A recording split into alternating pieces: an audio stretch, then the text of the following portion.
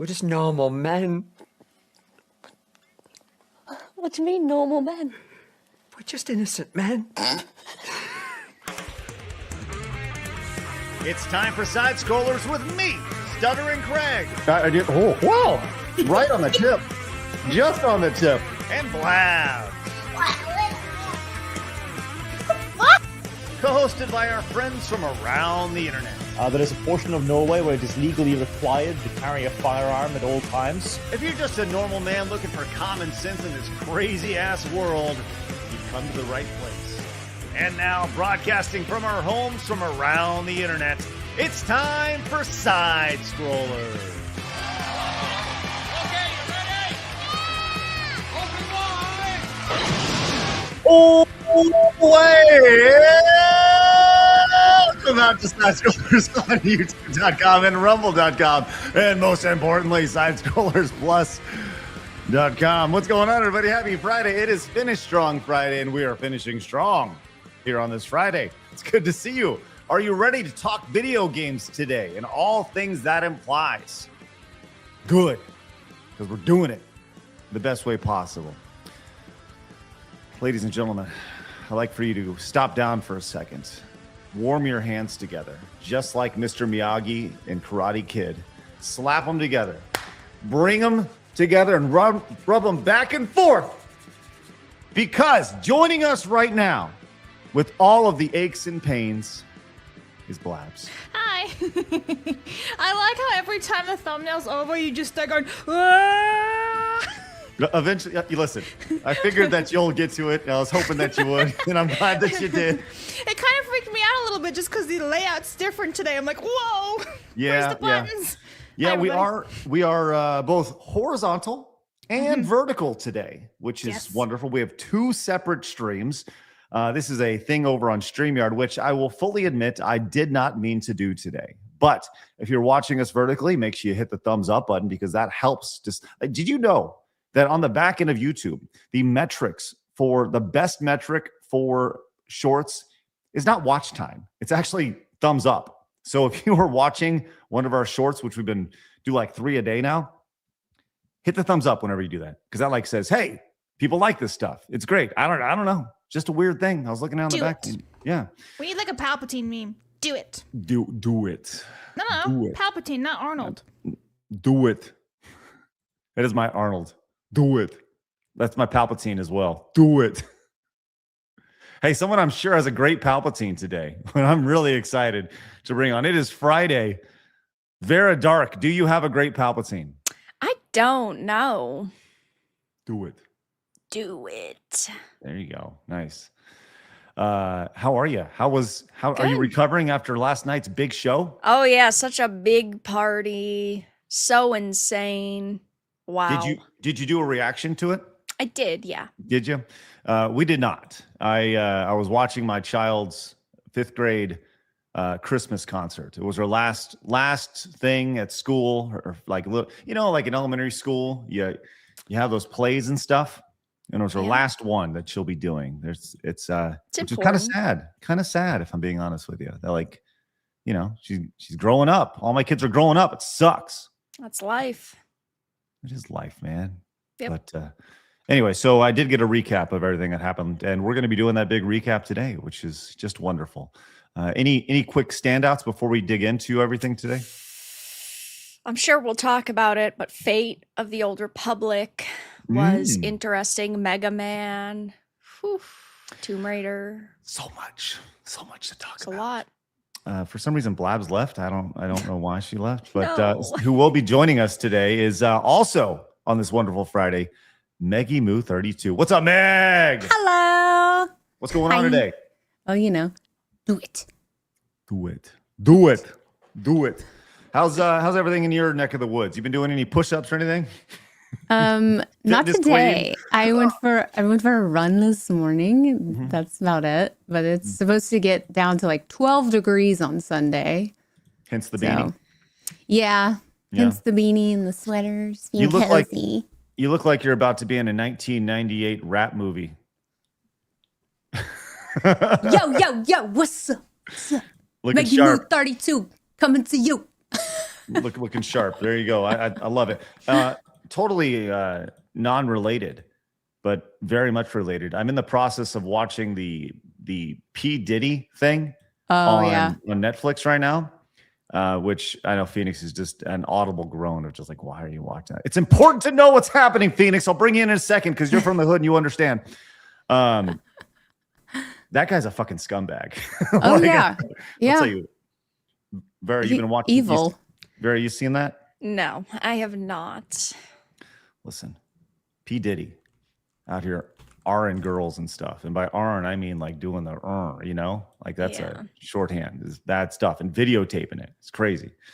Someone who is from the hood and definitely understands this, joining us now, the greatness that is Phoenix. Hello, Phoenix. I'm in fact from the hood. How you all doing? That's right. There we are. How's everything going, Hood Phoenix? Good, brother. Good. Just actually, I've been playing a little bit more Metroid Prime 4. Oh yeah, your thoughts? It's kind of, I think what you and Kay said. It's for me. I actually the Miles thing isn't too bad for me. He's kind of in and out at the moment. I'm about 4 or 5 hours deep. I think to me the biggest problem with the game is just really safe. I was really hoping for kind of like since it's been so long, I was actually hoping for like a 2018 God of War kind of new direction, something else, maybe third person or something like that. But it's good if you like Metroid Prime, like you'll like this game. Like that. Okay. That's kind of it. It's safe. It's good. It's like a 7.5, 8. I'd give it. I do not disagree. I do not agree at all. Okay. Cool. You like? I think it's bad. I think it's bad. Straight up bad. I finished it. I mean, okay, it's got a little bit of charm, don't get me wrong, but by the end the companions are completely insufferable. I agree, plays it way too safe most of the time. I know that it's supposed to be more of almost an entry point for people. We know how that goes. You can't have a established deep continuation of anything because there always needs to be an entry point for people, but I felt like there was so much more they could have done. That's interesting. Would you have been cool with a third person if it went like that? Would that have been all right for you? Yeah. Okay. Wow. Well, Dread was way better. It's 2D. That's Metroid. Come on, let's go. Well, bad news. Blabs' internet just decided to poop out on her right at the start of the show, which, great. But I'll tell you what, we have a pretty big show. Whether you're watching us on tiny little vertical screens or big ass horizontal screens, we will have a phenomenal conversation today as we're going to be digging into the Game Awards. We'll give you a full recap of everything that happened there. But joining us in about 50 minutes from now, SmashJT. Now, this is going to be an interesting conversation because Smash was at the Game Awards last night. And boy, oh boy, were people happy about that. So we're going to get his direct response, what happened with him, get his personal thoughts, the reaction to him being there. Spicy. So we got that. If you are new, make sure you hit the subscribe button. Join us over on YouTube. Join the 135,000 just normal men who have found us over there, found Common Sense, as well as the nearly 30,000 who have found us over on Rumble. Love our friends over at Rumble, which is great. Oh my, is she back? I believe she is. Yay! Everybody stop what you're doing. Put your hands together.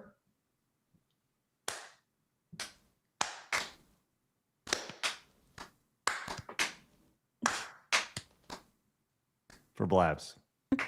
I think I'm back. I think. Yay! Can you even hear me? Doesn't sound very confident. But by the way, I think that slow clap was everything I hoped it would be. that was I was just gonna perfect. let you sit there. I was just gonna he can bring me in whenever he wants. That was excellent. I just want to commend all of y'all for that. That was excellent. Hopefully your internet doesn't die. Yeah, I've been having internet issues for almost 24 hours now, so if I randomly dip, you know why. Sounds good. There's somebody supposed to be coming in the next 24 hours, which is fantastic when you need immediate service. They're like, how about Saturday? It's like, what the fuck? Real quick, before we get into all the things we need to talk about, can we move past the idea of broad service times where it's like someone will be out there Yeah. like maybe this weekend. Like, so this morning we had little Max, our puppy dog. He got groomed, and we have a mobile groomer that comes over. You and do that? Yeah, you do the mobile groomer. Mm-hmm. And they're like, listen, we'll be there between 7:15 a.m. and 4:15 in the afternoon. And January. Right. Yes. It's like They are give you you- serious? Ours gives us a 2-hour window, and I'm like, really? 2 hours? Not on board with that nonsense. Not on board. Like, in this age of technology and information, you would think that somebody has got to find a way to make things logistically work when it comes to grooming dogs' hair and fixing the internet. I don't think this is that crazy. Anyways, Blabs, thanks for toughing through your internet right there. It's been fun. It's been real fun. All right. It's either the cables are getting way too cold or there's some tree branch on something somewhere because it's fiber. In Guam? That's weird. Weird, Crazy. right? All right, so like I said, we're digging into the Game Awards today. SmashJT crashing out. We have some other topics. We'll see if we get to them, but it's going to be very Game Awards heavy today. If you are new, once again, hit the subscribe button. Join us over there. We have our own award show happening in February, the Real Game Awards. Catchy name. Let's go. Done that way on purpose. Right now, category nominations are open. I encourage you to go over there if you're a voting member. Would love for you to check that out. And we're going to put all this information in a pretty little package for you guys in February. It's going to be great. Coming up on Monday, we have our first edition of the Plus podcast. All of our Side Strollers Plus members getting together and doing a show for everybody. It's going to be great, starting at 6 o'clock in the afternoon or late evening or early evening on Monday. That'll be good, coming up on December 15th. And we also shot something last week while we were in Florida, which we literally cannot show on any other platform outside of Side Scrollers Plus. We would get banned on Rumble for dicks. We would get banned on YouTube for dicks. And they're not even real dicks. That's the worst thing about it. But if you'd like to watch Phoenix and Kay from Melee Games react to quite possibly the greatest RoboCop fan remake ever, you can do so for free over at Side Scrollers Plus. Just make a free account and you can watch it. And, maybe you'll get notified whenever we go live. I encourage you to do that. You'll see Phoenix's wonderful, happy face here right there on the side. So you can check it out. Phoenix, what do you think of that? So many dicks getting blown off. It was nothing but a good time. That's always what I like to consider a great day. Dicks being blown off in like close up in high detail, 4K resolution. Really a good way to start the day. It was really good, really fun. Just out of curiosity, Vara, Meg, have you ever seen that clip before? No. I would love to, though. Meg's like, yeah, let's go. Love to see some dicks blown off. Clip it. Timestamp, thank you. Thank you. Clip! All right, excellent. Well, you can do that for free over at Side Scrollers Plus. Just make a membership, which is great. You can All find right. the link in the comments or in the description below if you're on YouTube. Excellent. Thank you, Blabs. All right. We have a big day. Let's get into it. It's always nice to start our day with a little bit of disappointment, and I'm sure there's lots of it. You ready, Blabs? Are you? Always. Today in gaming history with Blabs. That's me! Okay, Blabs, this is going to be fun. What do we have today? December 12th, Oh, everybody. fuck's we sake. have- Wow, it even clipped you out. You went so high. Anyway, Sonic Blast was released in the greatest year ever, 1996. Clock Tower 3 was released in Japan in 2002. And maybe Phoenix's absolute favorite, I don't know, because he's a Sony pony. PlayStation Portable was released in Japan on this day in 2004. Ta-ta! Ta-da! Thank you, I got some chorus background. Let's go. This might be a shit show today, especially that first one. It's going to be a rough one. Yeah, there it is. There's the image right there. There's Blabs on the right. There she is. All right. Let's take a look at this one more time. You chose a Sega Game Gear game. Of Sonic Blast. Like that's the best part. Yep. It's also of Sonic Blast. Yep. Because if you look at it, Sonic Blast was released on Game Gear. It says it. on That's Game right. It Pass. sure was, Blabs. It was indeed released on the Game Gear. Congratulations. Thank you. Arguably the game that like destroyed the entire Sonic franchise. Some noticeable games that you missed today, Blabs. Did I, though? Did I? Yeah. Maybe. You Maybe you did. did. Yeah. Include Snowboard Kids for the N64. Oh, I've Yeah, got but that. 1997, nobody really cares about that year, so. Whoa. Whoa. Wow. Whoa. Are you kidding me? Nobody here was born in 97, I can say that. Yes, We And were that's what matters alive in most. 97. yeah, nobody was born, but yes, people were indeed alive. Yes. Are you serious, Blabs? This is what we're doing here? Yes, this is serious. All right. Now, What? Sonic Blast came out in Anarchy. 96. What? So what? 96 is better than 97? Yes, because that's when she was born. That's how this is working. Ah, okay. It really is that simple. Ye are Kung Fu, which I don't know if you guys know about this Kung game or Fu, not. Kung Fu. What, Blabs? I Kung Fu, the Kung Fu. Yeah, you just ninja chopped that I shit did. right off the list. Do you know anything about that? The first game of the list, Blabs. Nope. The Ye are Kung Fu. Nope. Well, this is the Is that like fighting. some broken English of them saying you are Kung Fu? Yeah, Blabs. That's exactly what it is. That's 100% what it is. This game Pigeon speak. was one of the I'd say inspirations, I would say, for games like Street Fighter, which, pretty damn big game there, Blabs. So anyways, this is the sequel to it. Obviously, Ye are Kung Fu didn't quite take off like Street Fighter did, but it did inspire the initial Kung Fu, the initial fighting game craze. So there's that. Karate Champ was also a big game then as well. But also, you mentioned Dot Hack Outbreak Part 3 for the PlayStation 2 here, Blabs. You did mention Clock Tower 3, which what can you tell Blabs? Please do me a favor and just fill me in on Clock Tower. So 3, there's a please. clock in there, and I'm pretty sure it's Kirscha's clock. Is that really why you chose the game? Because we talked about clocks yesterday? No, I did this before Kirscha's conversation about clocks, and I was like, perfection, it ties in like a clock. Justice for Clock Tower. That's right. The original Clock Tower is an incredible game. Craig, have you ever played that? Yeah, it's a horror game. Yeah, a horror game that, arguably one of the first, not the first, but one of the first, kind of survival horror-y sort of. It's like a survival horror meets an adventure game. And, legitimately, it was Japan only, legitimately pretty creepy, pretty disturbing. And I think just recently, Limited Run or somebody re-released it in the States, which has the translation stuff. But definitely try it out. It's a pretty incredible game. A little slow, but incredible game. It is. Yeah, it was a little slow. But yeah, I did play it on stream a couple years ago. I tried it out for the first time. And yeah, I got it. Totally understood it. Winning 11-6 final evolution for the PlayStation 2. Harvest Moon, More Friends of Mineral Town, released for the GBA.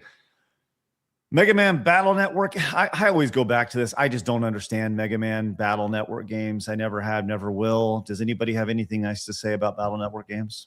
There's a community that does love those. They love them to death. I know. Vara, you got anything on Battle Network? I really don't know. I'm glad other people love them though.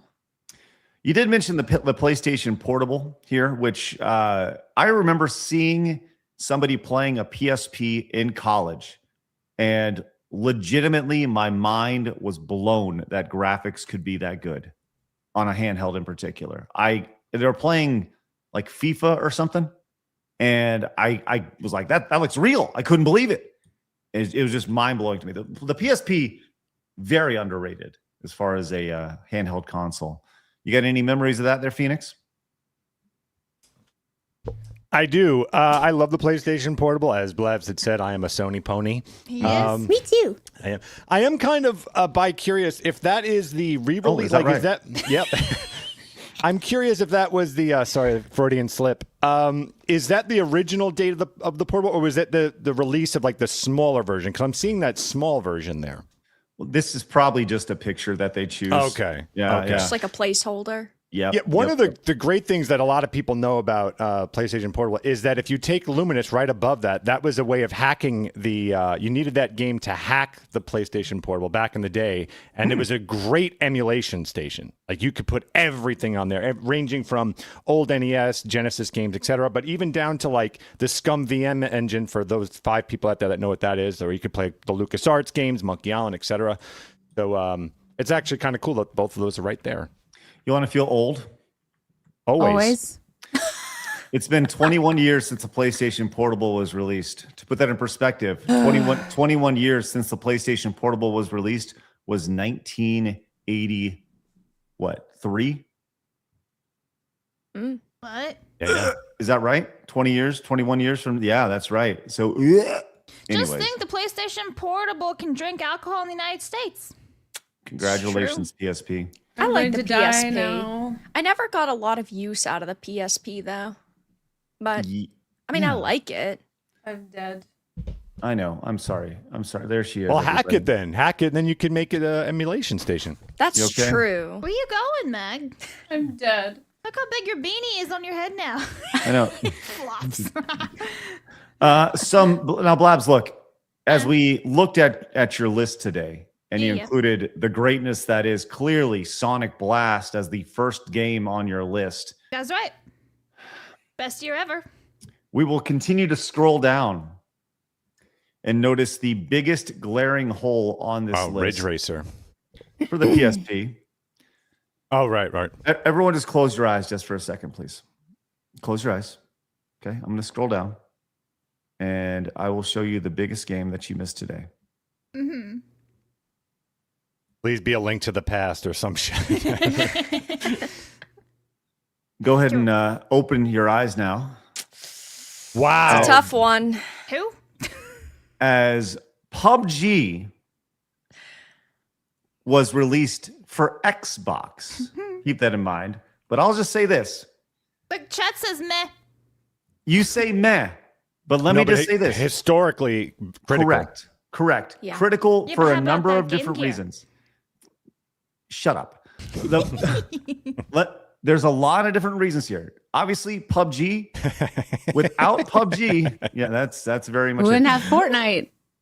Bingo. Without PUBG, there would be Yep. no Fortnite, Oh, and the no, video game Trent, industry no would not Fortnite. have changed. Hey! You We'd still have Unreal Tournament.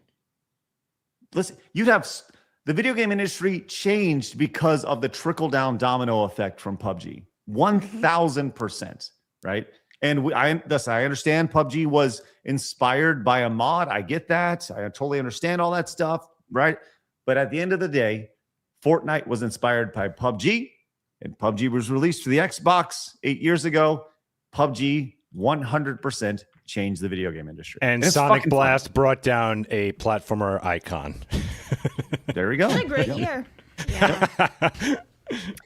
So we had that today. So congratulations, Blabs. Also, They Are Billions was released for PC 8 years ago as well. And Super Animal Royale was released 7 years ago. On the surface, sounds like a pretty good premise. I just love the idea of animals killing each other in a battle royale setting. Absolutely. Code Violet released today, and most notably, Terminator 2D No Fate. That comes out Released today, right? Obviously, yeah. Today. Sweet. Very much excited for that. Blabs, any thoughts on Terminator 2D No Fate? Yeah, there it is that where we're going with this from here on out? Yep. Okay. Do awesome. it. Excellent. Do Blabs. it. Very nice. All right. Vera, I bet you have some thoughts on Terminator 2D. Do you care about that? I do. I am going to be streaming it. I'm not sure when, probably in a couple of days, just because as far as I'm aware, it's only like 2 or 3 hours. So it wouldn't take up like a full like weekend stream day for me, but I'm looking forward to it. The devs gave me a code. Really? Very Look at you. based. Nice. Well, I'll tell you this. We're doing this thing on YouTube. I just went into the back end of YouTube, and who am I kidding? No one's going to buy it on Xbox. But I just tagged the video with the product and maybe that appears in the bottom. I don't know how that works, but YouTube's really pushing this idea of like tagging things. So if you guys do want to pick up Terminator 2D No Fate for Xbox One, which let's just be real, you're not, you can down below. So God, I just feel stupid for even doing that if I'm being totally honest with you. But anyways, there's today in video game history. Congratulations, Blabs. You're welcome. Sure. Glitch Hunter says PUBG inspiring Fortnite was a mistake. Well established. Yes. Some random guy says, if you want to feel old, the PS3 is turning 20 next year. Speaking of PS3, I got a 60 gig backwards compatible a month ago, cleaned it, replaced the thermal paste, and I'm having so much fun with it. Excellent. Well, that's good. Is that the 60 gig is like the rare one? That's the original, I believe. That's the one with all the backwards compatibility. Yes. That's the big boy, the big chunky one. Suna says score is D- for desk. I mean, disappointing. And I admit I am one of the few that like the Battle Network series, but more for its art style. Well, you're wrong. Haru says almost teared up watching the Expedition 33 team celebrate winning game of the year. Also, damn it, Blabs. Yes. There's the slow clap there from Aramis. Thank you. Mr. Rich says, if you haven't already, you should do a plane talk about the plane that landed on the car while emergency landing on the highway. Oh, yeah. We should definitely do that. I didn't even see that. Yeah. What are you doing over Sorry, there, Meg? I think I have something in my eye. Is it a contact? Oh, Well, I I have hate my when that happens. I have my contact, but like it keeps like fuzzing up, and I'm just like over here like. You So look if like you keep Blabs. seeing me messing with it, sorry. Yeah, you look like Blabs who had a stroke yesterday on stream. That wasn't yesterday. That was 2 days ago. No, okay. By the way, that short is doing very well on Wait, YouTube. it's right on now. YouTube? Yeah, I gotta see this. I'll show it to you in a minute. All right. Marvelin says, sorry, Craig. Have to disagree with you, especially when it comes to networking games. A job can take 15 minutes or 15 hours. We can't give precise times for that specifically. Marmelin, do better. I don't know how to respond to that. Need to do better. Ranson Roland says your broadcast is horizontal/normal on my phone, but vertical on my widescreen TV. That is some bullshit. Not impressed. I think you got the wrong stream up then. Yeah, Yeah, because there's- there's two different instances. Yeah, you get the Yep. wrong one. Swap it. We had Armis who put together this nice little. Yes. This was a very nice little meme I saw before the show. He said, "Just a small tribute, Craig. Bowser looks like the kind of good boy who'd always got the superstar. Look at that sweet, No, that's so cute. Bowser. Yeah, it's rough. Bowser. Alabaster Scarf says Craig has the chance to make the Real Game Awards go viral by doing what Jeff Keighley couldn't correctly. Oh no, There we go. I don't think I can announce this either. Umamasumi? Every time we have a VTuber on, they get mad at me for mispronouncing this, and it's the horse game. So there we go. It's the horse game, the horse racing game. It's the leaflet game because she loves that one. Yes.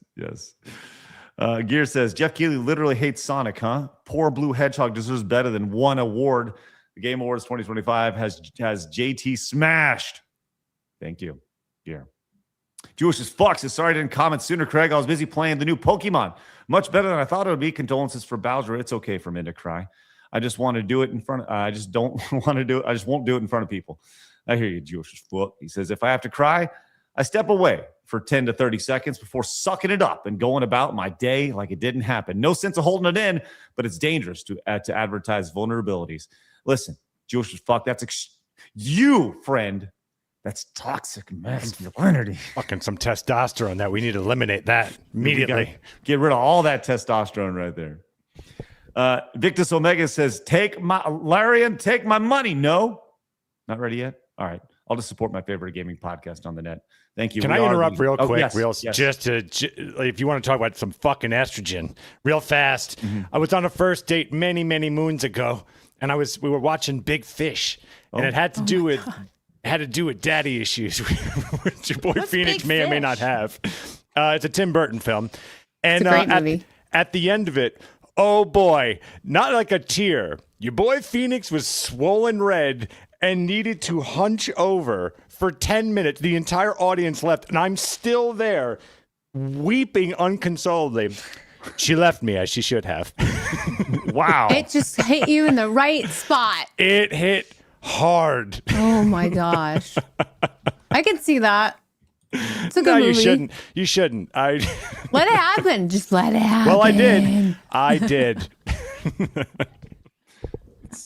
It's good, Phoenix. It's important that you let your needed a good cry. Yeah, right. about 20 to 30 minutes of it. Yeah. It's really, really tough. According to Jewish as fuck, we actually have some breaking news with the guy in the back. Gay!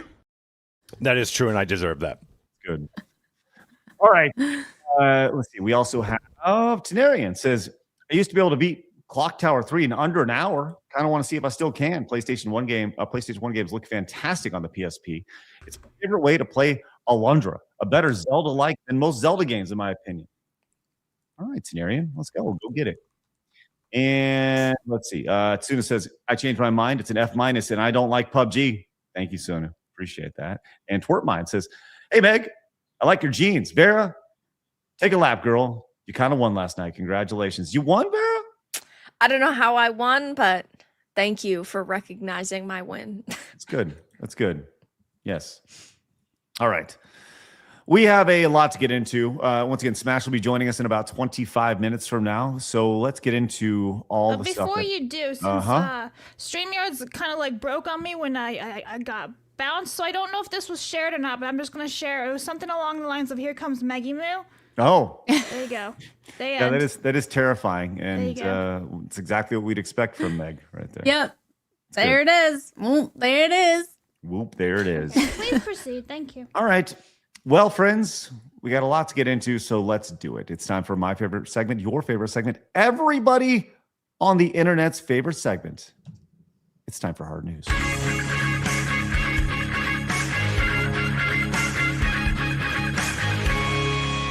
Hard News. Okie dokie. So, yesterday was, or I guess last night was the Game Awards, which admittedly I did not watch. I was too busy watching my daughter sing and do stuff for her Christmas show. But that's why we're here to do a full recap, to take a look at all the fun things that were announced. And there was quite a bit. I think most people don't really necessarily watch the Game Awards for the awards. They more so watch for the announcements. And we have a lot of announcements to talk about today. A lot of bit of controversy to talk about as well. But let's go ahead and first start and talk about the actual winners of the show. And the biggest winner, I would say, Vara, would definitely be Expedition 33, as they 9 different awards, including Game of the Year. Most for a game in the history of the award show. That's right. And we had this from the New York Times, actually. New York Times came in with a big post. Blabs, do you have the archive link, please? I only have the main link here. Yeah, I put in the doc and everything right there. I do not see it. Maybe I'm just totally missing. I literally just put it down below like a moron. Hang on. I have it for you right there. Deep. All right, there we go. I got it. Excellent. All right. And New York Times actually wrote it. This is one of those things that I saw that the Game Awards was streaming on Prime last night. It was on YouTube. It is very much crossing over into the mainstream. I would say it is the Oscars of our industry. I think nobody can deny that. And if you do, yes, yeah. To be fair, I mean, last year's Game Awards got more live viewers than even the Super Bowl. So, yeah, it's a very big deal. And look, I just think that it's very hoity-toity and it's a giant circle jerk. That's just me. And I think most people agree with that, which is why we do ours. And it's an alternative. With that said, New York Times says a gaming tour de force. That is very, very French. And they talked about them just, 12 nominations, 9 wins at the Game Awards. And Expedition 33 was a dominant force in the gaming space. And I got to be honest, I think most people knew that was going to happen last night. If you had any sort of pulse on the industry and what people were playing and what people were saying about it. Vara, you loved it, right? I did. I loved Expedition 33. It was a phenomenal experience. I still wish that Silk Song won, maybe one more award. I feel kind of bad for the Silk Song team, but E33 getting the recognition it deserves is absolute cinema. Well, some people were not happy that Expedition 33 did so well last night. We saw this tweet pop off with 26,000 likes and over 1 million impressions over on X. Hot take, no game deserves to win 11 awards. No game. It's unfair for a game to win 11 awards. Just imagine if one movie won half of the Oscars. I don't care how good they have. But Return yeah, of they the have. King. Yeah. Return of the King. Titanic. Yes. Yeah. It could be the best game that ever exists, but it shouldn't win 11 fucking awards. My point is that nothing should win 10 plus awards. Yes, movies have won 7 Oscars, but no movie has won 10 plus in 20 years. I'm just arguing that there was if there was a sweep this big in any other award show that actually happened, it would probably have the same reaction as the Game Awards. I'm muted, by the way. Follow me, blah, blah, blah. Muting and locking, by the way. I don't know. Maybe they should just blame the trash creatives in Hollywood for not creating something that is that praised. Yeah. If you make something, whether it be film, whether it be TV, whatever it is, art in general, because gaming is art. If you make something so incredible visually, the storyline, whatever it may be, and people love it, it deserves accolades. And this game was deserving of those accolades, obviously. And so to say that a game or a movie or a show shouldn't win, you should put a cap on the amount of awards that something can receive, that's the dumbest thing I've ever heard. I actually think it's really one of the most retarded things I've ever witnessed in my life. Yes, if something it is if something is fantastic, right? If something is game of the year, let's say, then why would it not also excel at all the categories that make up game of the year, right? So like art, direction, sound, of course, these are going to be there. It's not like it's the game of the year, but it had shit game mechanics, shit art style, shit music. That doesn't make any sense. If anything, a sweep actually makes the most sense, in my opinion. I don't disagree. Vara, your thoughts? I 100% agree. The 9 categories that Expedition 33 won include Game of the Year, mentioned that, Best Narrative, Best Music, Best Performance, Best Role-Playing Game, Best Independent Game, Best Debut Indie Title, Best Game Direction, and Best Art Direction.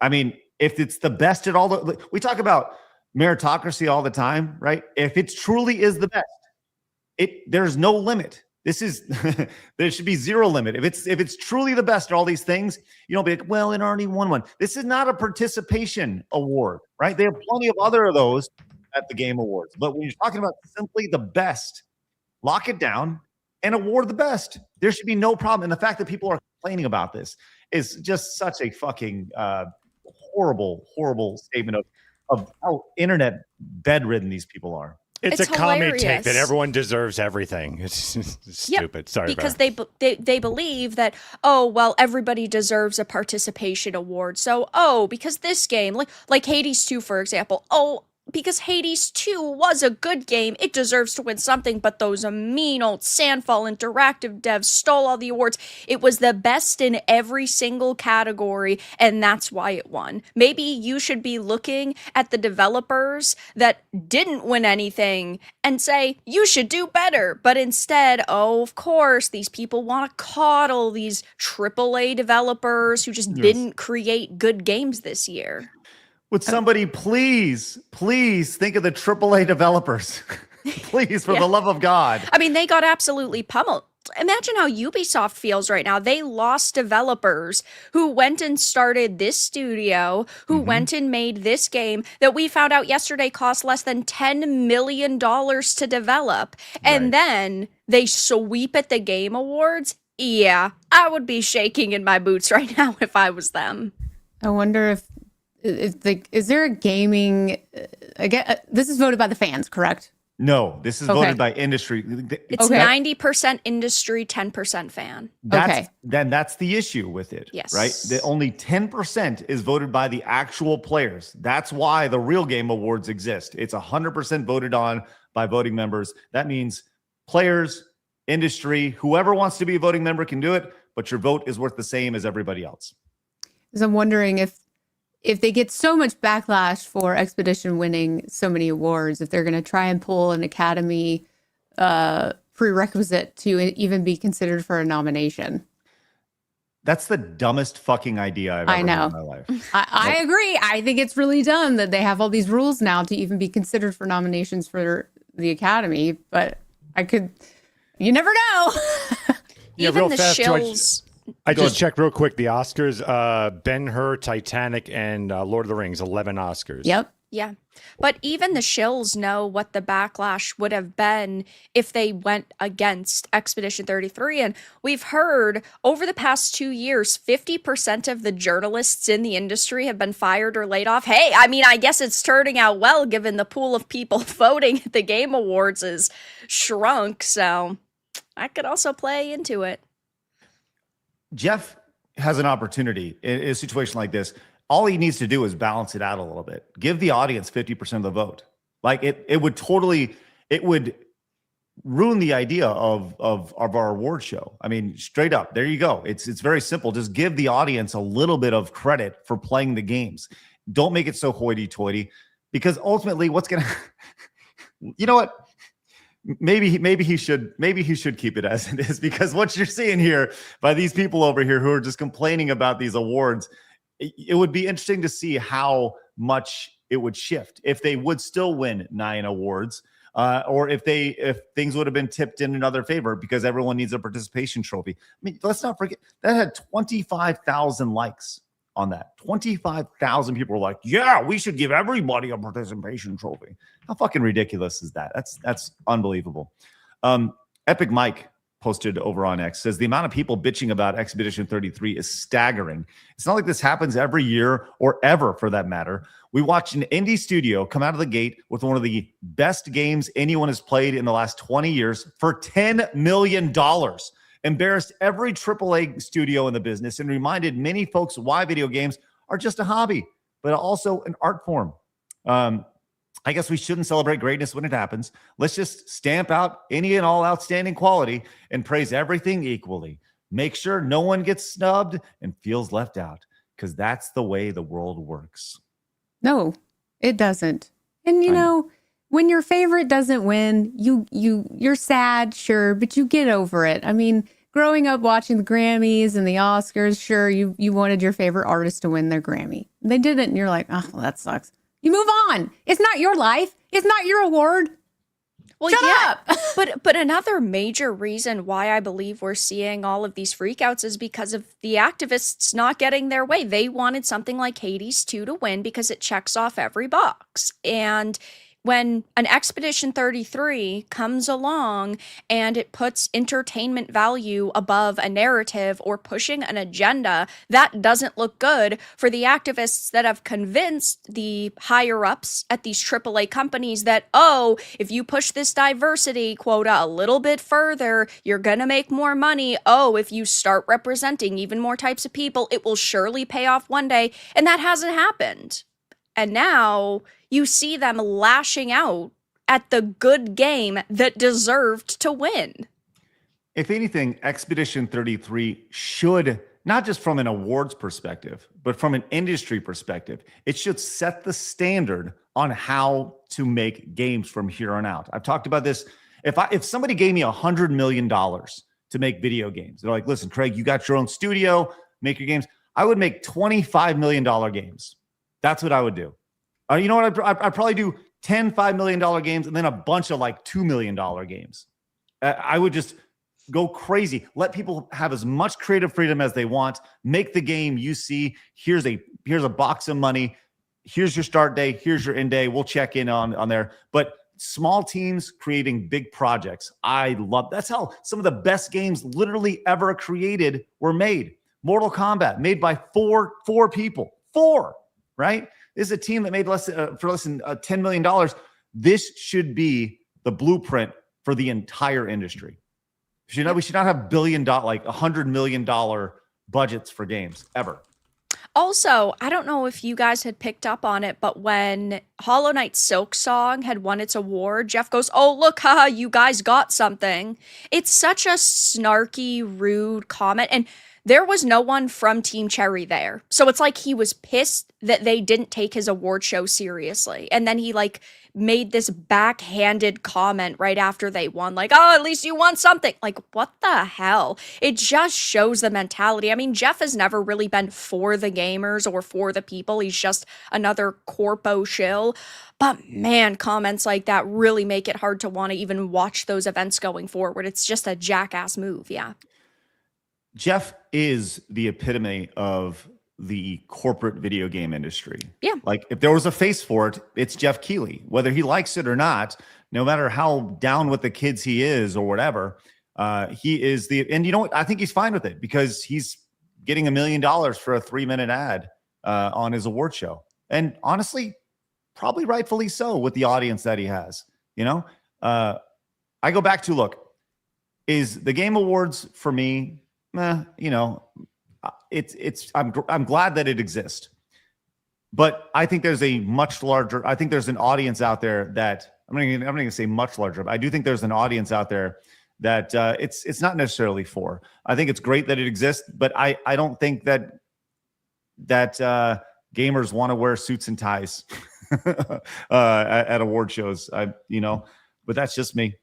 But yeah, I mean, good on them. I think this whole thing is silly. The idea that Expedition 33 is getting any sort of backlash should be the standard moving ahead.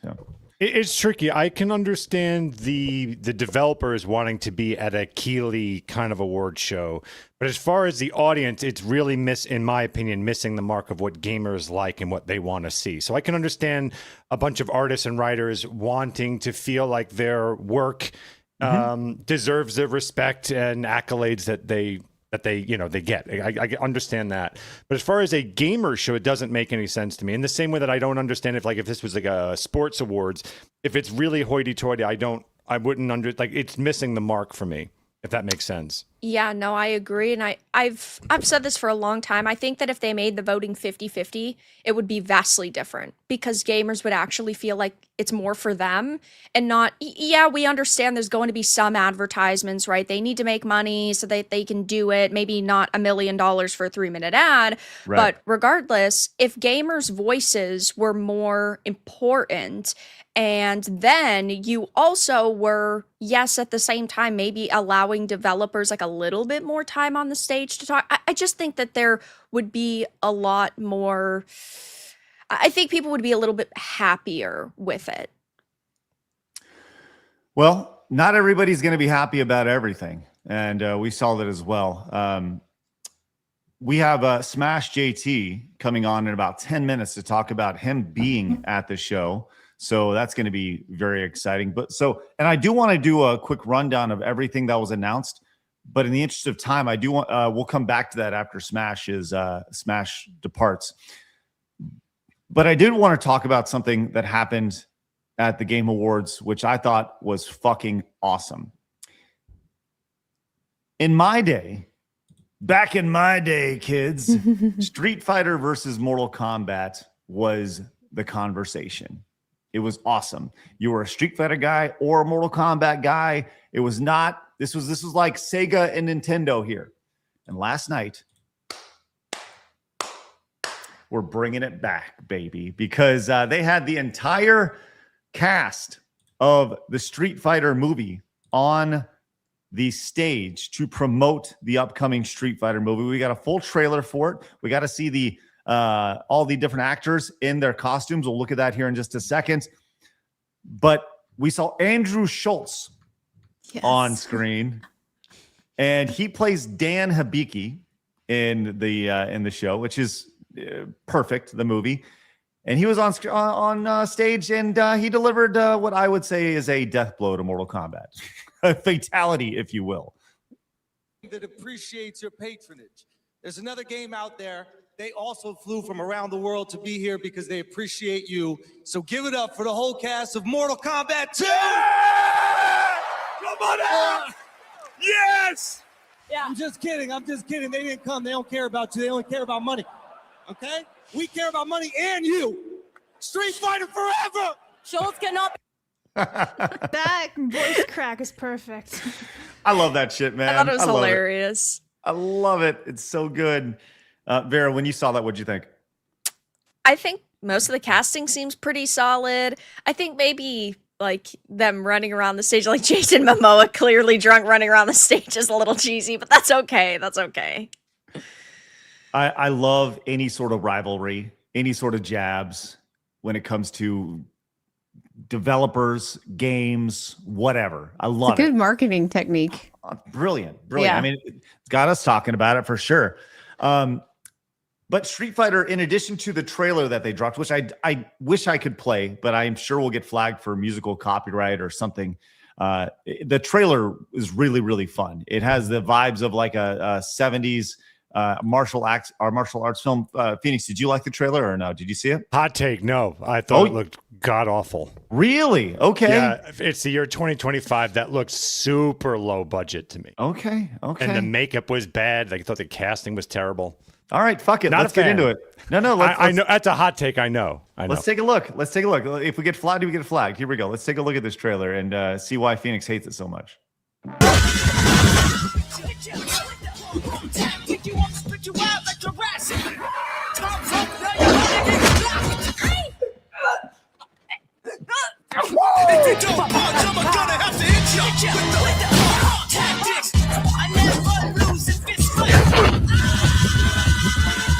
Shut your mouth. I'ma shut it for you.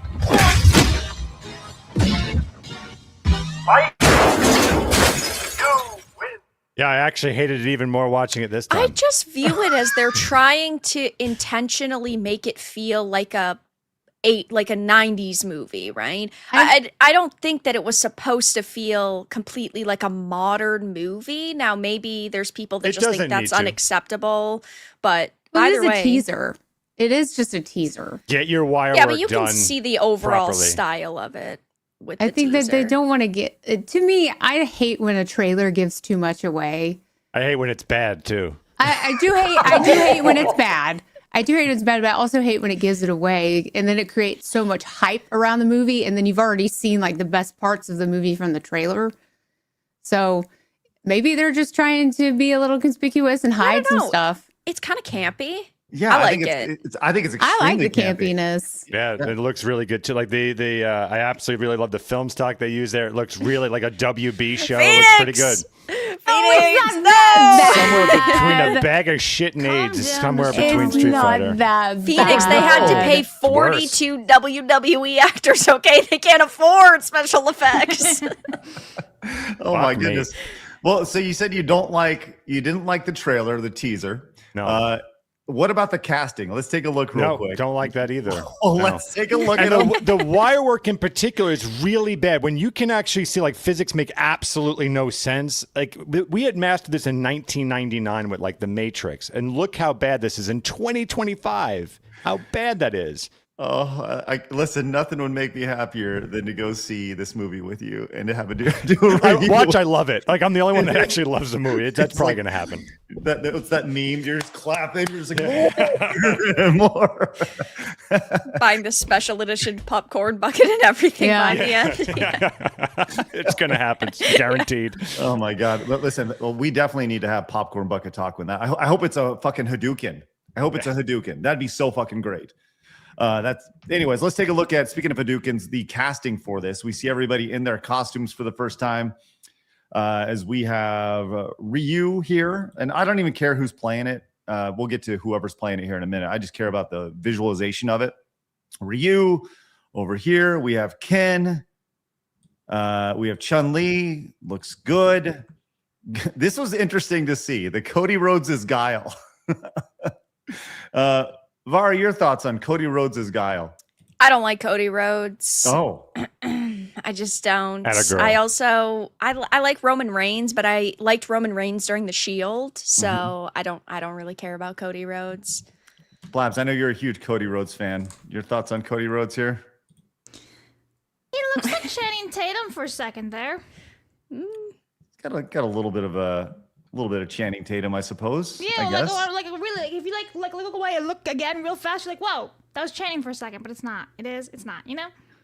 Oh, also, really quickly, the person that's doing the cinematography, they clone Tyrone Project X in Deadpool. So. I'm surprised they didn't like use an iPhone to shoot that movie. Like that's what's the most shocking to me. So mad. You're so mad. I love it. That really, come on. That's a W. If I put a little WB logo in the lower right hand corner, you would have totally thought that was a CW show. Come on. It's terrible. It was made by Paramount, if that helps you out. Doesn't help anybody out. No one. Let's continue. Let's see. We have Vega over here. Vega looking like Vega. We have 50 Cent as Balrog. Why does he look like? Wait, what's his that face's was name? 50 Discount Mike Cent? Tyson. Yeah. I thought that was the guy from the Star Wars movie there, Boyega. It's hard to Boyega. tell. Boyega. Yeah. No, it's 50. 50. He's playing Mike Look at that Tyson. Who is makeup. I knew he was Come in the on. movie, but I did not know that was him when I was watching it. Why Wow. does I like that his hair goes. He has no peak at all. Like his hair is That is spectacular. a hell of a widow's peak. We have Jason Momoa as Blanca. All right. Blabs, huh? Um, No, Not too okay. bad. I don't know what I'm looking at. Come on.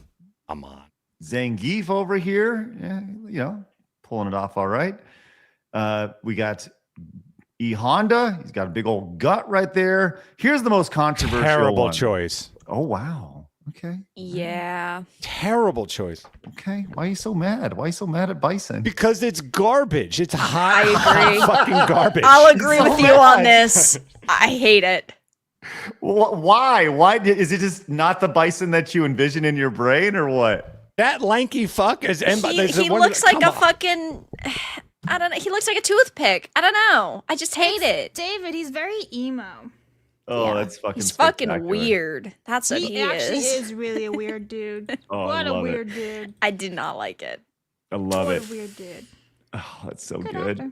I love how angry you are at I this. really don't like it.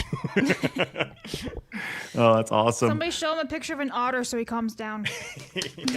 So good. Let's see. Let's go check out the next one real quick. We'll finish up here with Akuma, which is Roman Reigns from WWE. Look at him. Arr. There we go. And here's the one that has I people love pissed it. off. No, I love it. Andrew Schultz is Dan Hibiki. I Yeah. love it. Yep. And we have Eric Andre over here and Cammy looking great. You know, if it makes you feel better, Sam just texted the group chat and he says, Phoenix is so right about the Street Fighter movie. Thank you. Yeah. Thank you very, very much. All right. Well, listen, we can have differing opinions on this, or Craig's can like, I we? have to fire No, two we of my can't. employees now. If you want to be wrong, you can enjoy it if you'd like, but you're dead wrong on this one. I can't wait to watch this with you. Me too. I'm guaranteed to love it. I'm guaranteed to love it. Here is the one, though, that has people so pissed off. And they announced this a while back. The Andrew Schultz as Dan Hibiki, right? Dan, all pink. He was originally meant to be a spoof on the SNK fighters. He was meant to be a Ryu clone in all pink and just suck as a character. And so many people have actually grown to love Dan Hibiki over the years. Except for people who are casting or are excited about the casting of Andrew Schultz as Dan Hibiki, because people are pissed like this. This is coming from Wash Bucket, who, by the way, is in a Dan Hibiki outfit over here, who says he pulled up clips of people with Down syndrome on his podcast just so he could make fun of them. Very upset at this right here. He just became my favorite casting choice. Yeah, people were very upset at him. And let's see real quick. There's some other on the let's see if I can pull this up real fast. This exact one, if you look at the responses to here, you see people are just really upset with this. Why did you make my main a racist podcaster? Oh my god. That's where we're at. That's where we're at with that. So that's The What are you saying internet. about like Chun-Li and all that? I don't know what the internet's saying about Chun-Li personally, and I got to be honest, I don't care. I think that Chun-Li looks It's great. flat and thighless. Oh, is that what your thoughts on it? That's Phoenix? one of them. Yeah, everyone loves Chun-Li. You can't enjoy this. Bring her up. Tell me that looks like fucking your dreams. Pull her Pull up. her up. Pull her up. Do it. I command back. you. Stop, All right. stop. We'll, I'm Mr. Hollywood. Phoenix wants that fat ass. Damn right, dog. You're damn right.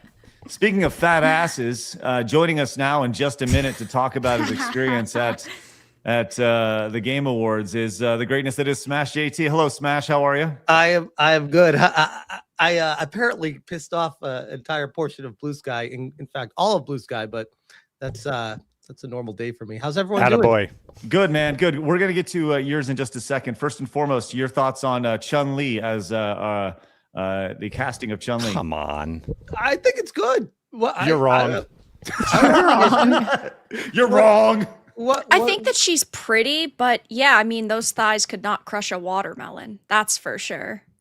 I mean, I guess, but I have a Chun-Li behind me that looks way better, though. I'm so used to movies just fucking it up beyond comprehension that I I saw another one. acceptance where I'm just like, this is good enough. We'll take that. Your apathy over here, Exactly. which is good. Well, look, I long for the day very soon when Phoenix and I enter a theater on October 16th, 2026. That is the day. Mark it on your calendar when we get together, Phoenix. You see it right there. It says it right there. October 16th, 2026. Mm-hmm. You want to try the popcorn trick while we're there? Yes, I do. That 100%. sounds good. It seems so far away. Oh, Like, that's there's a no- Friday. You guys can totally have a We date finished night. wrapping filming already. Like it's a year away after wrap. That seems like a long time. Well, it's going to take a long time for all those great special effects, so it totally bet. makes sense. Good point. Could have been done in 15 fucking They days. should hire you, Phoenix. They'd be done in 10 minutes. It would look Yes. amazing. Thank you. Thank you. I agree. All right. Well, joining us directly below me, not the first time that's happened. Let's go. Is SmashJT. And This is a very awkward intro. That's right. That's right. Smash, you did something yesterday which pissed off the internet, and that is you went to the Game Awards. You posted yesterday. Thank you so much for the invite to the red carpet tonight, Jeff Keighley. Great show so far. And you took a nice little picture there. First and foremost, tell us how this all came about. You were invited to this. Yeah, well, I mean, it's a little bit more complicated than I was invited to it, but yes, I was invited to the Game Awards, you could say. I already saw people coping over, oh, he totally just bought tickets and that's how he went. Now he's saying he was like, no, I didn't pay anything for the tickets. And they're like, oh, well, then you had this and that. I'm like, no, someone who is in the industry connected with me and said, hey, you want to go? I was like, sure. So I went. It's really not too more complicated than that. But I do find it curious, the gatekeeping, now that we have opened the doors to let these creatures into our world, they have now shut the door firmly behind them. And when you dare try to just enjoy your hobby, they are the ones hardcore gatekeeping you out of it. I find that fascinating. Well, some would say they would like to gape you, but I don't even. Weird. Okay, so you posted this, and the signal flare, the very blue signal flare, went up, and Blue Sky was like, "What?" And they were not happy with this at all. But to be honest, though, not to Yes. feign ignorance with all this, I didn't. Maybe I should have, but I didn't expect this kind of backlash. I thought it'd be like one or two people. Like it is like thread after thread after thread, people tagging Jeff Keighley. I just saw people are linking my website, tagging Jeff Keighley, saying you can't let this person ever come back there. Like they're trying to like cancel culture me out of the Game Awards. It's because the mainstream industry doesn't want new media there. They realize that they're being replaced. They want to gatekeep it. They're very, very afraid. Very afraid. Yeah, that is basically the best way you could sum it up. That's what it feels like. And honestly, here's the funniest part about it. I went there with my son, had the time of our lives. My son, a memory forever for both of us. A great show. Like Jeff really did put on a fantastic show for the most part. I mean, minor quibbles aside with the DEI stuff and all the things that are injected into it that seems to always find its way. But overall, it was a great show, really entertaining, really fun. The pace kept up good enough throughout the whole thing. My son got bored every once in a while with the trailers that didn't interest him. But overall, it was a really good show. And I see the fallout coming after it of this man is a threat to people. People should feel scared around him. Everyone there should have been warned that he was coming. And I'm like, but what the hell are you talking? Like this straw man argument that people are making about me to make me out to be some sort of evil person. I'm like, nothing happened. I just went with my son. We had fun. Who do you think I am? What the hell are you trying to make me out to be? It's very, very fascinating. Muted. Oh, I wasn't going to tell him. Oh, I think that's the thing that's interesting is this idea of you not being safe, right? Yes. That you are physically and emotionally harming people by being there. Just Your being presence distant. alone just triggers everyone's snowflake emotions. And just to be clear, so everybody's on the same page. Did you tagged says thanks so much for the invite to the red carpet tonight, Jeff Keighley. Did Jeff know that you were at the show? I don't know. I don't know if Jeff knew I was at the show or not. Okay. Just to be clear, it was more just tagging just for fun, right? Well, I was more tagging him to say thank you for the welcoming me to the show is what I was inferring by that. Like welcoming. What do they always say? Inclusion, diversity. Isn't that what they want? So I was like, hey, thank you for welcoming the invite to bring anyone here. This is great. Great show. Yeah. And I don't think anybody can argue that the show is not incredibly well produced. I mean, it is a professional show. But you can tell, by the way, a lot of money was spent. A lot of money was spent. So people who were complaining about how much these developers were spending on trailers and commercials and whatever, I'm like, man, this guy, it looks like he spent a lot of that money to create the show itself. Sure. The show in itself was a spectacle. So I feel like if people just see, I'm sure he made a buttload of money too. Don't get me wrong. Right. but the show in itself was a draw. And I think in future years, if this keeps up, then it does signal that maybe the industry is coming back a little bit to the gamers. And I know, Craig, you and I have spoken about this specifically, which is why the Real Game Awards even exist in the first place. Right. Is because we feel like it was being lost. I almost, especially combining that with how Jeff Keighley tried to trademark the Game Awards. Yes. I feel like that was a direct response and a shot at you because he saw you as a threat. And that didn't work out for him. So now it's kind of he understands if he doesn't get his shit together, he is going to lose to you. And I know that sounds silly right now because of the stark contrast in sizes and scope, but everything has to start somewhere. And he needs to be very concerned about that. Well, I think a major problem that, was even highlighted this year and that has been highlighted in many years is that they're not prioritizing indies.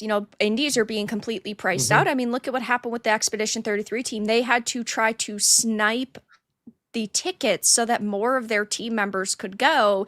And that is a major problem with the Game Awards right now. It can have a high production value, but ultimately that does hurt the smaller guys in the industry. And unless Jeff Keighley and kind of the team behind it figure out a way to make that an easier experience for indies, I still think that's going to be a big problem, especially with how indies and double A's are now dominating. And I mean, look at the nominations this year. Triple A's were left in the dust. And to that point, I think there's a huge thing to be said for that. Like you just hit the nail on the head. He's carving out areas to inject DEI, Girls Make Games, other random people coming on to talk about like random DEI stuff.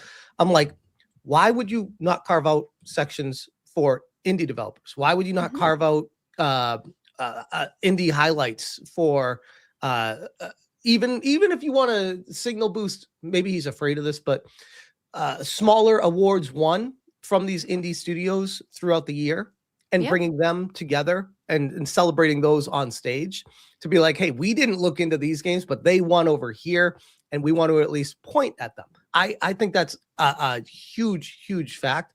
And they even acknowledged it when it started. This is the most indies ever nominated for Game of the Year, 3 out of 6. But that still leaves a massive gaping hole for the rest of the indie industry. Right. It's like the drop off from the AA to the single A is massive. So yeah, definitely strong agree with you on that. Let me kind of add my personal thoughts on what you said, Smash, real quick about trying to win, right? More than anything, with the Real Game Awards compared to Jeff's show, we just have to exist, right? And just providing an alternative is the most important thing. People go, well, nobody wants to watch your shitty award show, but some people do, right? We will not have 1 million live people watching on the live stream. We won't, right? But just providing an alternative is the most important thing. And that being an alternative creates change, which is maybe what you started to see a little bit yesterday, Well, the other thing to add on to that is the video game industry is so massive that a single Game Award show cannot, just what Vara was saying, you can't encapsulate the entire industry in a 2.5 hour show. That's impossible. Right. Yeah, no, especially when you have these high price barriers, like I think it was $300 a ticket, never mind traveling and hotel and whatnot, or even considering, we want to show an update for 60 seconds, $450,000 is wild. And it's like, you had mentioned, the girls the impact on girl gamers, whatever that section was called. I think that it would have been amazing if they had that section just for kids.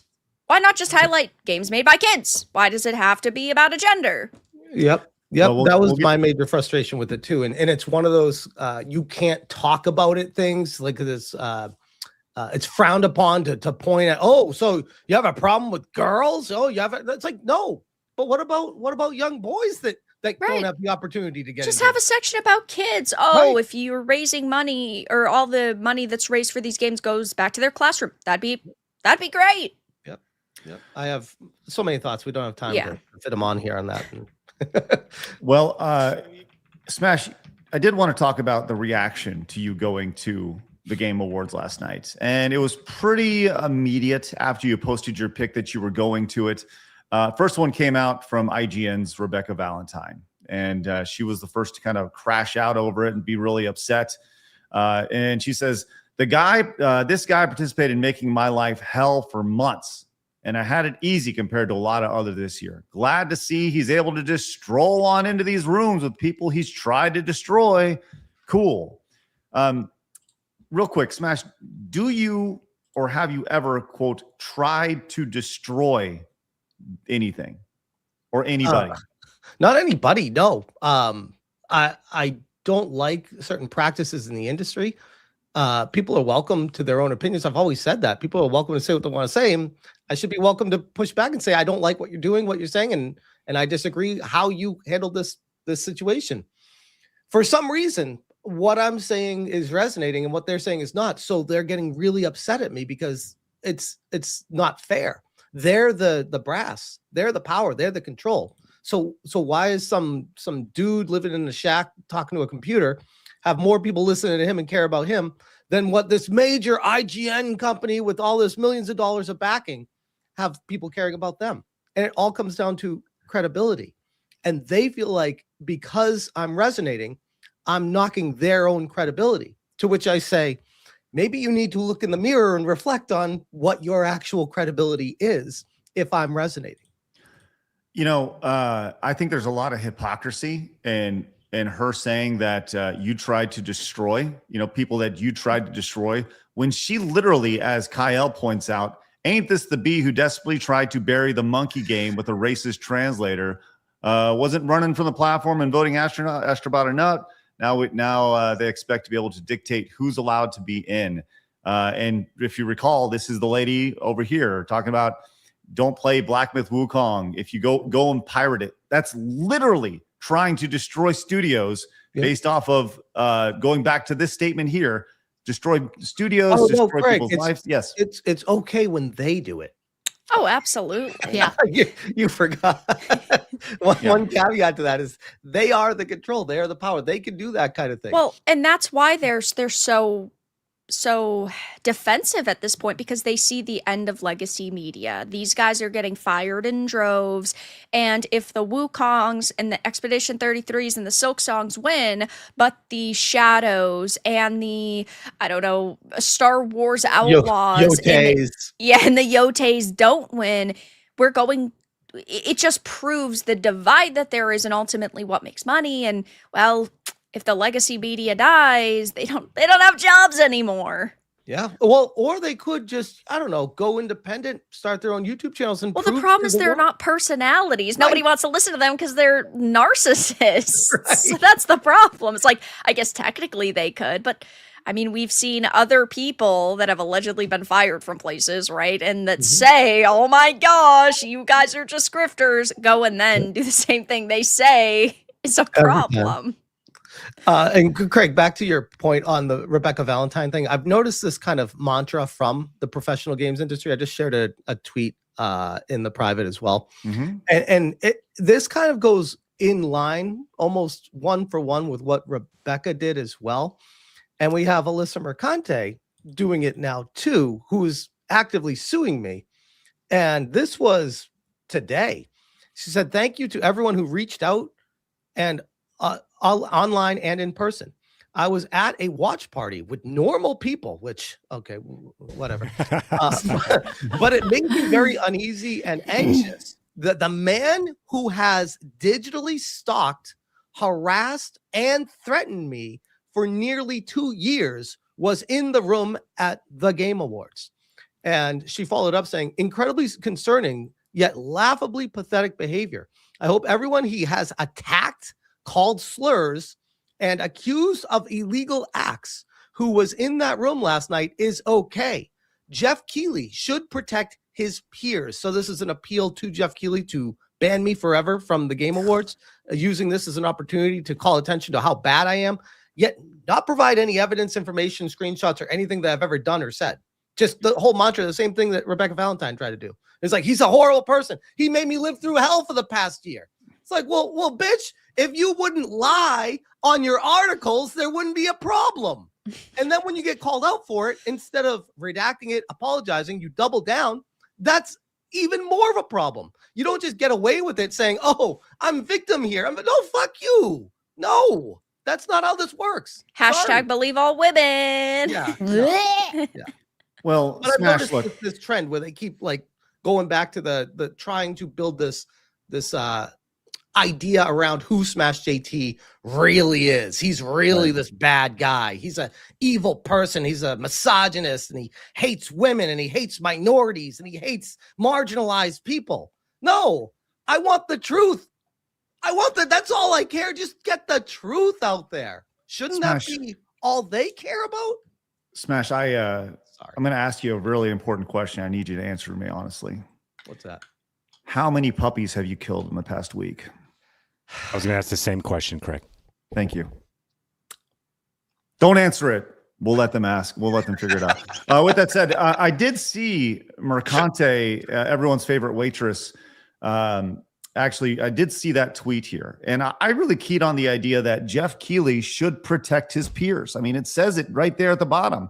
Yep. Jeff Keighley should protect his peers. And I thought that's really odd. That's really odd because Jeff doesn't work in the fast food industry. Well, I mean, here's the funny thing. I know you're tongue in cheek with this, but Alyssa Mercante was let go, mutually parted ways with Kotaku last year. And then in her lawsuit against me, claims that I'm the reason that she had to leave Kotaku.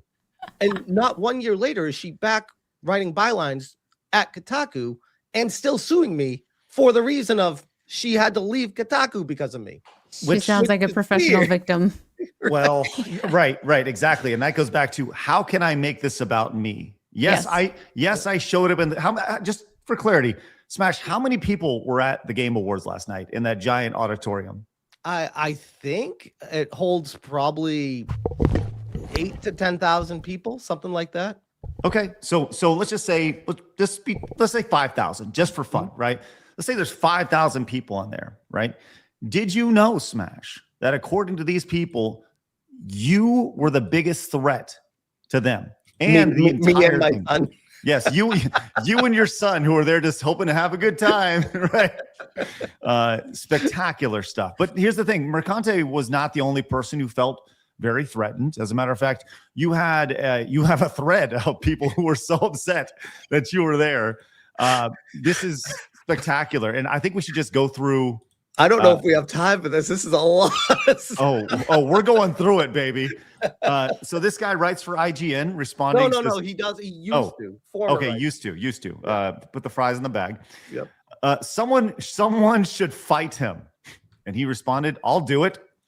He continued. By the way, this person has a really, really, really big heart on for you. Like he does. Yeah, there's a lot of people that do out there. It's fascinating. Legitimately wish I'd gone to the Game Awards. I'd have filmed our conversation. Followed up with says, I think everyone should just go say hi to him. More tweets about this. God, fucking just let me run into this guy at a convention, please. What is this? It sounds like coded language for someone that wants to. It sounds like a threat. To sucker punch me. Yeah, I agree. It's but really, they're not really the violent ones, guys. No, they're not the ones who would ever say anything like this. You're the one that they attack is the person that's really doing all the violence when they're not really doing anything, but then they have to be like, well, I'll freaking punch her in the teeth, or I'll punch him in the face. Like, they would never want to fight anyone physically. No, because they can't. Well, they'd just be like, they'd be like the old man from The Wedding Singer. I used to hit a lot harder. Yeah, I used to be stronger. I used to be much stronger. Well, we have this right here. This person says, sometimes I feel bad making fun of the Game Awards, and then I see shit like this. This person says, always make fun of the Game Awards. It's morally correct, which I don't want this guy being the arbiter of morality. Could you imagine? Especially when this person responds and says, I hope someone punches them. Violence. Lots of violence, I've noticed. By mere existence, I just have a punchable face, apparently. Yep. And Jeff Keighley has some serious explaining to do when it comes to this over here. Which, by the way, if you're Jeff Keighley and you're reading through this and they're tagging you saying you shouldn't let this guy in, and he's reading the other tweets of, I just want to beat the shit out of this guy. I want to punch him. I want to sucker punch him. I want to bump into him. If you're Jeff Keighley, you'd be like, I'm going to keep inviting that Smash guy. I want to make sure these guys don't show up here. That would be the best irony of all this is after all this is done, all these people who are literally threatening violence online are not invited in the years following because they are unhinged in their threat of violence, talking about, I just want to see this person in person. I would punch him. Well, because in their head, it's justified violence. Because my actions to them, their brain has logically put it together like, well, if I can just shut him up, he can't hurt women or marginalized people anymore. And I'd be doing the world a service. I think that's how they have justified it in their head, which is beyond fucked. But well, they also justified that you didn't get there legitimately. You bought this. This person says, I really like to get an answer from Jeff Keighley as to whether this guy is actually invited a guy known for serially harassing and tormenting numerous women into the same fucking room as many of those women. And this person said, on one hand, this is a blatant lie from a serial coattail writer meant to rile up people who care in reactions that he can mine for content. Jeff didn't invite him. He just fucking bought a ticket. On the other hand, this is legitimately a security issue. There are literally lawsuits. That was the last part of it. Yes. Which is funny because I'm like, oh, so now just by simply throwing a lawsuit at someone, they're automatically guilty. Ergo, they shouldn't be allowed anywhere. Well, I think the problem is that they would ban Smash first, because if they ban the other people that were threatening violence, they'd have to ban 90% of the attendees. So, yeah, I think unfortunately you're the one that's getting the boot. I mean, you joke, but like that actually might be how we got here. Yeah. Like in this position. That's interesting. So they need security for people that have a ticket? What? I don't understand the logic behind that statement. But then again, these people are not logical. So Right. I think the funniest part is that if you've ever met Smash, like we did an event, and we got to finally meet Smash and I. He's like the nicest, calmest person ever. The most docile, like cool, calm, I don't know. This is the first time I've ever met him. I feel very triggered. I think I should go. I have that effect on women, apparently. To see this dangerous man that everyone should hide their daughters and women and their wives from is kind of funny to me. Kids, hide your wives. Yeah, it's my reputation precedes me. Right. I think that's the most amazing thing. You're right, Phoenix. Having dealt with Smash many times, he's just like this the entire time. He's hey always guys, at a nice, really great to be here. Good to see you. Hey, I would like to bring my kid and be a good dad. And yeah, Smash. Do you mind riding in the trunk because it's full? Okay, that sounds good. Yeah, we'll ride in the trunk. That's true. I rode in the trunk with you guys. Who rides in the trunk of a car? Oh, well, we have other people here. This is, hey, Jeff, remember that time? They're calling you out, by the way. Remember that time you were paid, you were in and paid for a pitiful, sad knockoff of that game show because they claimed the Game Awards was some affront to gamers and Jeff Keighley was a hack, a fraud. What happened? But I guess that's a shot at us as well.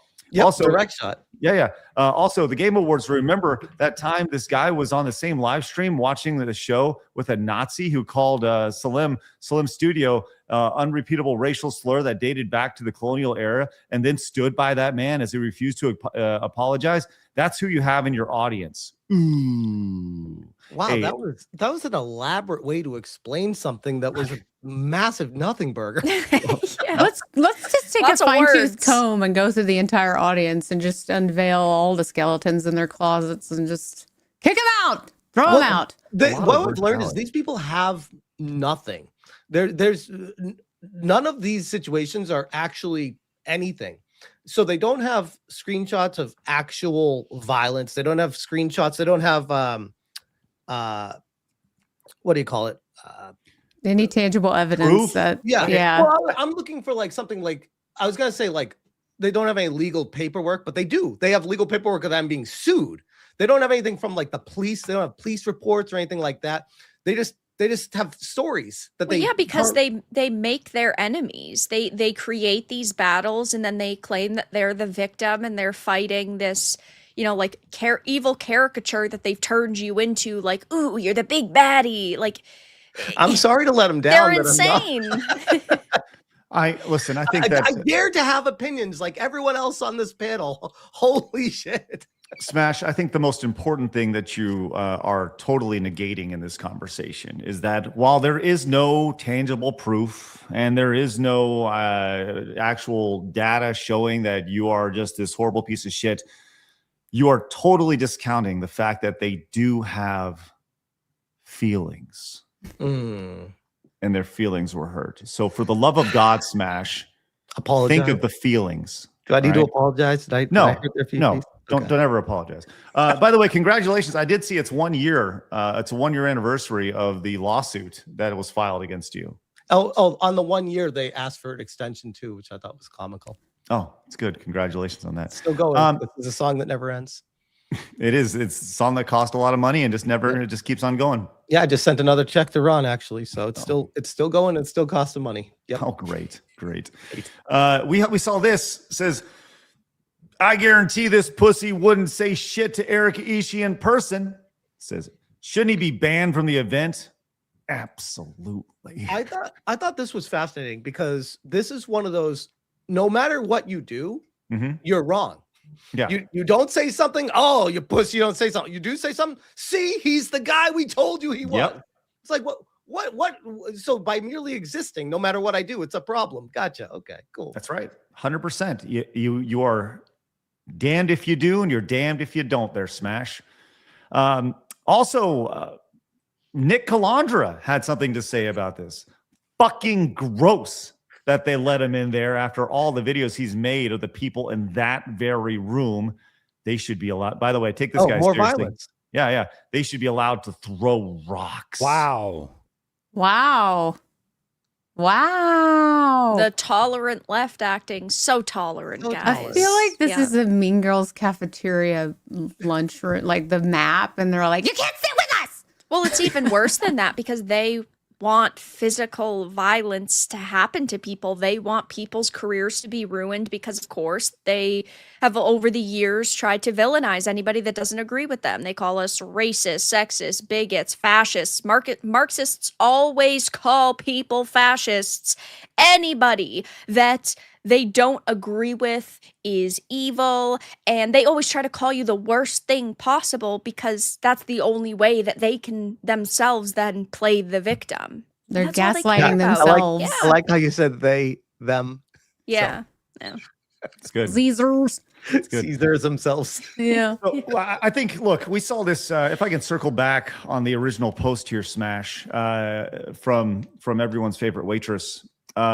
She did say that she was flying in, and I got to be honest. Did you feel threatened at any way when you saw this was happening? By the way, she did say shenanigans, and possibly implying that there was going to be violence. I'm just saying. Yeah, I did see that. People shared that with me because I let people know in my circles that I was trying to go to the Game Awards, but I wanted to keep it on the down low because I didn't want people to try to get me banned before I went or show up and maybe cause a scene with me. I just wanted to go enjoy the night. So when I saw that, I was like curious, almost like that's a threat to me. If I dare to show up, she's going to be waiting for me there. I'm like, this is very strange. Like why is she allowed to go and I'm not? That's where, how, what? So yeah, I did notice that. I think that's the biggest thing we should take from this is that while you were threatened by her being there, you were brave enough to face your fears in this situation. So, Smash, I really appreciate your bravery in this situation. Well, it turns out, by the way, that she didn't even go. What? She did not go to the Game Awards. No, she went to like a party. Yeah, I know. Look at Craig. According to sources, she flew from New York to LA for the Game Awards and went to someone's house party. She's gonna claim she didn't go because you were there, but she probably didn't find out that you were there until she started seeing photos and posts of you being there. But she's going to blame her not going because you were there. She wanted me to say something, and then she could have said, "I feel uncomfortable. I'm not going to go," and then it could have been blamed on me. But I didn't say anything until halfway through the show that I was there, so she had nothing. Which was classic. She didn't have a ticket. True. Like, let's just be real. Like, she would have been there if she had a ticket. That's a good point. That's a good point. You don't fly across the country to go stand at the front door. That's what she did. Apparently, she did fly across the country and then didn't get a ticket. And just, again, I don't know what she did, but as far as I can tell, she did not go to the Game Awards, which I thought was insane.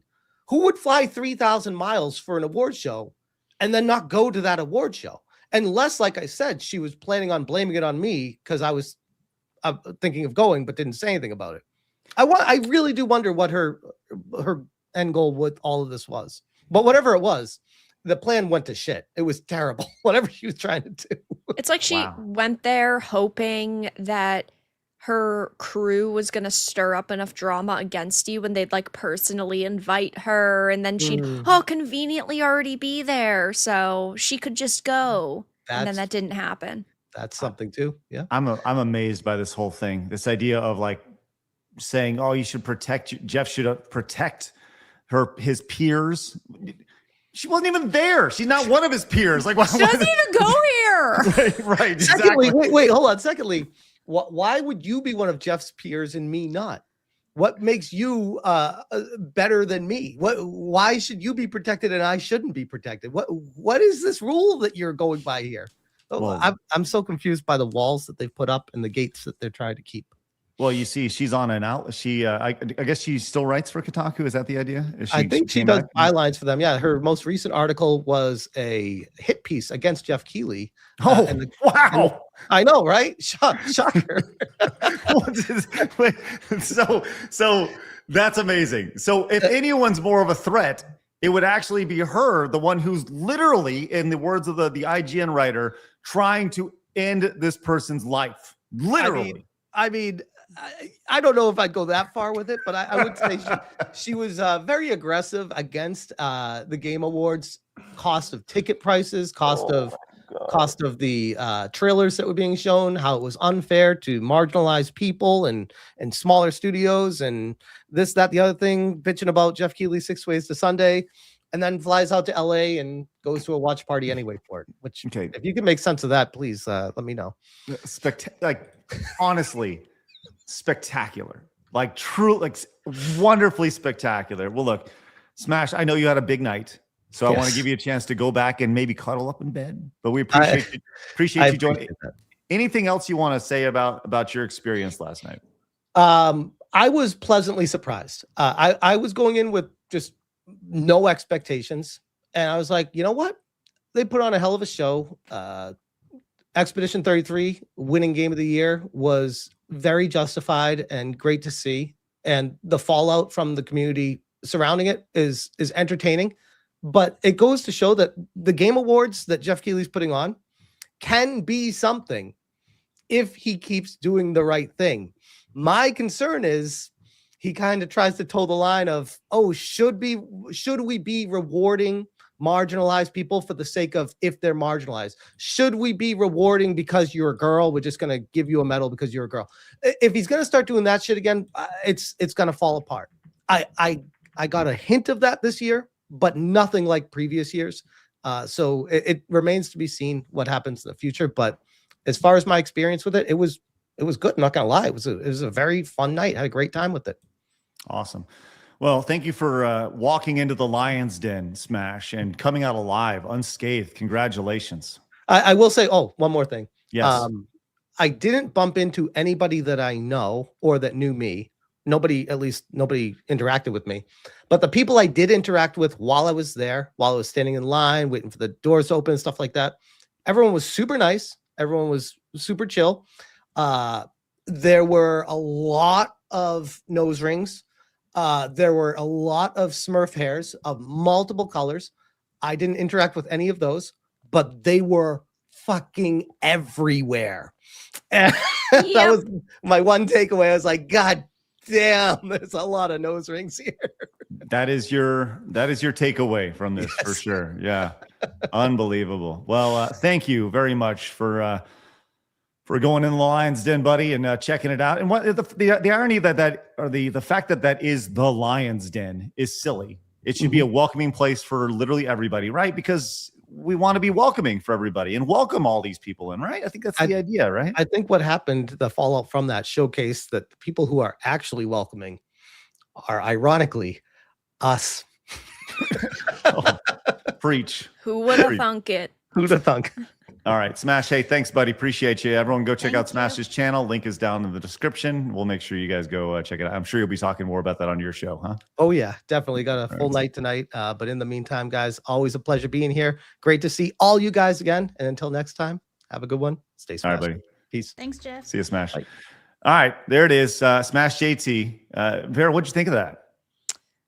Which part? All The of whole it? thing, just the whole experience. Yeah. I'm glad that he went. I'm glad that he went. I'm glad he didn't have any major problems. Of course, now he has to deal with like the onslaught of retards reeing on social media, but that's how it goes. What do you think? What if next year, Vera, everybody went?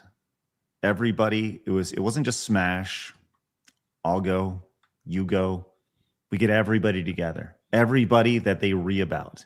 And we don't just sit together. We sit we're like sprinkled through like landmines in there, right? So there's these giant holes around us. Nobody wants to sit next to us. It's a good idea, but my loyalty first and foremost, of course, is to my audience, and we watch it together. I stream it, so that's very sweet of you. Probably not go. Oh, okay. All right. Well, I have Plus, no I don't want to loyalty pay at all. $500 for a ticket to a trash show. Oh man, we could crowdfund that shit. That'd be great. That'd be great. Or we could fund that money to do something else and make our own show. Yeah. That's fine. I That's don't fine. know. Sounds kind of crazy. We could do that, but it's way more fun to troll people. I love that. All right, we got this. We have Smartmalin says, we all know why they're saying JT is a threat. It's the same reason they call everyone racist and Nazis. It's to make JT an acceptable target, and they hope something happens so they can celebrate. Yep, absolutely. We've seen it happen too many times.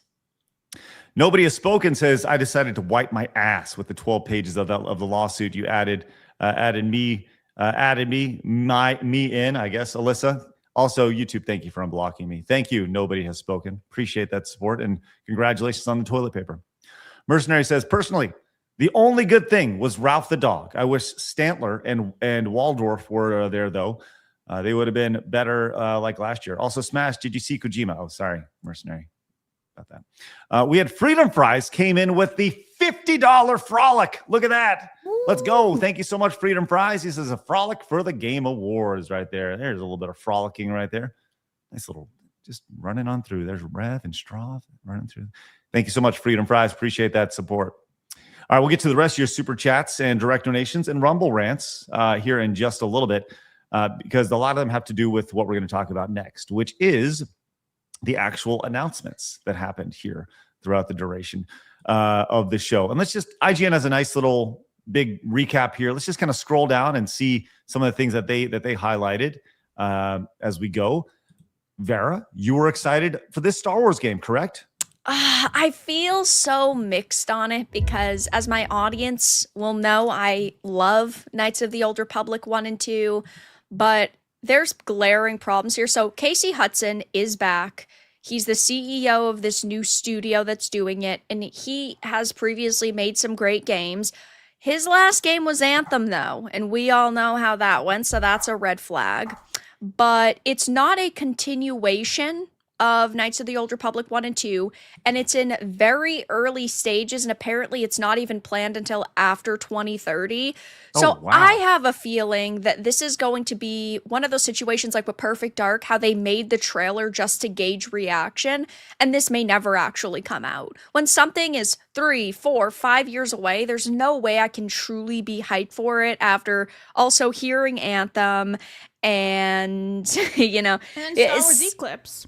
Yeah, we still have that too. That's supposed to be coming out, and I love KOTOR, but man, oh man, they're talking about how it's a big, wide open time period, and we know that usually means, in Disney's case, oh, we can just do whatever we want. We don't have to follow material. So I want to be excited, I really do, but yeah, it's too far away. 2030. Holy shit. Yeah. That's ridiculous. Well, Star Wars Eclipse isn't even supposed to come out until 2028. We've got no news about the KOTOR remake. Yeah, Star Wars Eclipse was announced, what, 2020 or 2022? Yeah. And then we've never heard anything about it since. Right. So. But they claim it's still in development. They actually went through a major leadership change, and they changed basically everybody that was working on the project like a year and a half ago. So who knows about that one anymore? We go to our next announcement here, which is obviously the game of year going to Claire Obscure Expedition 33. The big takeaway I have from that is not that it won 9 awards. It's that they accepted the awards in stereotypical French outfits, which I got to be honest, I don't ever want to hear anybody complain about stereotypes ever again. I think this is the greatest fucking thing I've ever seen in my entire life. Yeah, they put these outfits in the game itself, which was really funny to see. Awesome. And then them all showing up wearing them was great. Spectacular. All right, we have this Divinity official cinematic announced trailer. Any thoughts on Divinity? Whew. I mean, I thought it was going to be Divine Divinity. They haven't really clarified what this exactly is going to be. And again, like CGI trailer, still probably going to be years and years away. I would assume it's going to have a similar budget to like Baldur's Gate 3, which was rumored to be like $200 million. A lot of people felt, though, like it was too much of what we've seen several times. Because when you're watching this and you don't know it's Divinity, it could be The Witcher 4. It could be Lords of the Fallen. It could be, people were speculating like Wicker Man. It's so similar to so many other games that sure, it's gory, it's brutal, and it looks interesting. But yeah, I'm not getting excited for games that are several years away anymore. Right. But it's Right. not going to be Divinity Original Sin 3, and so that's like the only real takeaway that we have. Some other quick hits here as we scroll on down. But by the way, Meg, I know you did not watch the Game Awards, and you're not exactly like a modern gamer by any means. So I would love to hear your thoughts on some of these as well as we go along. If you see anything that strikes your fancy, please let me know. Okay, Meg? Okay. Okay. I did watch some of it. I did, Okay. just by the way. We have Capcom confirming Leon Kennedy. Hell yeah, dog. My man! Oh my gosh! Tell us how you really feel about it, Vara. I love Leon. Yeah? Yeah. Got the trailer right there. You are stoked for this idea. Look at that finger. Man, we're I going love to get Resident flagged on Evil. YouTube. It's one of my favorite franchises. Hell yeah. Phoenix, you excited about that? Yeah, I have to say that 9 looks really good. It looks like a kind of a return to form. Village, the previous one, 8, was it was good. In my opinion, not great. And this looks kind of like a return to form. It feels like the excitement I had for Resident Evil 7, which felt like we were getting back on track what Resident Evil could or should be. Well, we also saw a couple Tomb Raider games. A Catalyst, Catalyst over here, and a remake of the original one, Legacy of Atlantis. Interesting. This was kind of signal boosted yesterday that this was going to happen, at least the remake. Honestly, the first person I thought of was obviously Melanie. Melanie is the biggest Tomb Raider fan I know, and I don't know if you saw her reaction. She was just like, meh. So there's that. Control. I think they got, to me, I think they got her model right. It's been on this. Yeah, I feel like her body proportions could have been a little bit more dramatic, but I think that her face looks good. To me, this is a healthy balance between beauty and also realistically someone who's going to be exploring. You're going to have a little bit of muscle Yeah, on but you. like I don't really care about realistic when she's shooting T-Rexes. Bingo. You know what I mean, Right. I listen, Phoenix, I get it. Yeah, no, I'm sticking with my guns here, and I'm right. yeah. Well, let me just say this. You can be right, but not in the case of Lara Croft. That if this was a brand new character, cool, great. You know, she's proportionate, whatever. But that wasn't the selling point. That's not the origin story. Yeah, but she's not hideous. Like she's not. very feminine to me. I agree with you. I agree with you. But for me, once again, for me, this is like if they went and they're like, listen, Mario no longer has a mustache. You know, by the way, and it's like it's a part of his character. It's who he is. So anyway, so there's that, and you know, the internet was like, They all right. did highlight though, if you sign up for the Amazon ID, you can get her underworld scuba suit, which is notoriously very revealing. Mm-hmm. I don't know if you had seen that, but it looks pretty good. Meg, you said your husband was really excited for Control. Yeah. Yeah? Yeah, he actually found this game during the pandemic, and he's like, I'll just see what this is about. And he loves Control. He thought it was a great game, especially to pass the time. And when he saw that they were coming out with Control 2, he was like, oh, I'm so excited. Phoenix, you were shaking your head. Yeah. I like Control. I like what Remedy does. I like that they try to kind of think outside the box. They do try to make some kind of really interesting games. What I really like about this is that it does seem like an actual departure of everything we knew about Control 1. This is like outside in a city. I think it's like a different protagonist. So I really like when games try to do something different as opposed to more of the same. I like when they kind of try to go a little bit outside their comfort zone. So I don't know. This looks pretty good to me. I agree. My problem though is just what Remedy has been doing for the past couple of releases. FBC Firebreak was absolutely abysmal, lost them tons of money. Alan Wake 2 disappointed fans, which Sweet Baby Inc. didn't help that situation. And then they had remastered Alan Wake. So I feel like the past couple of game releases were maybe not quite what people were expecting.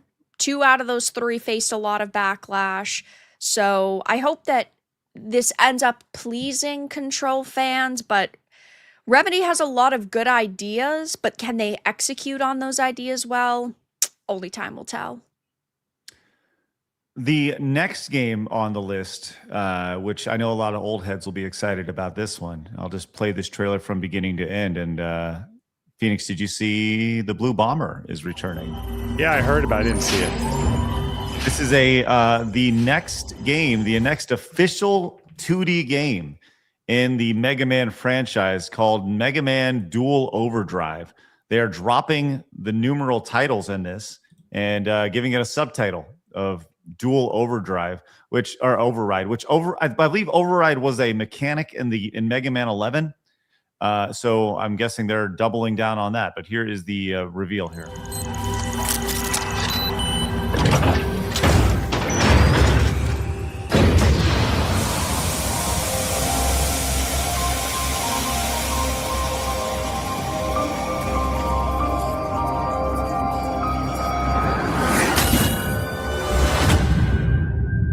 Actually get a little gameplay here as well.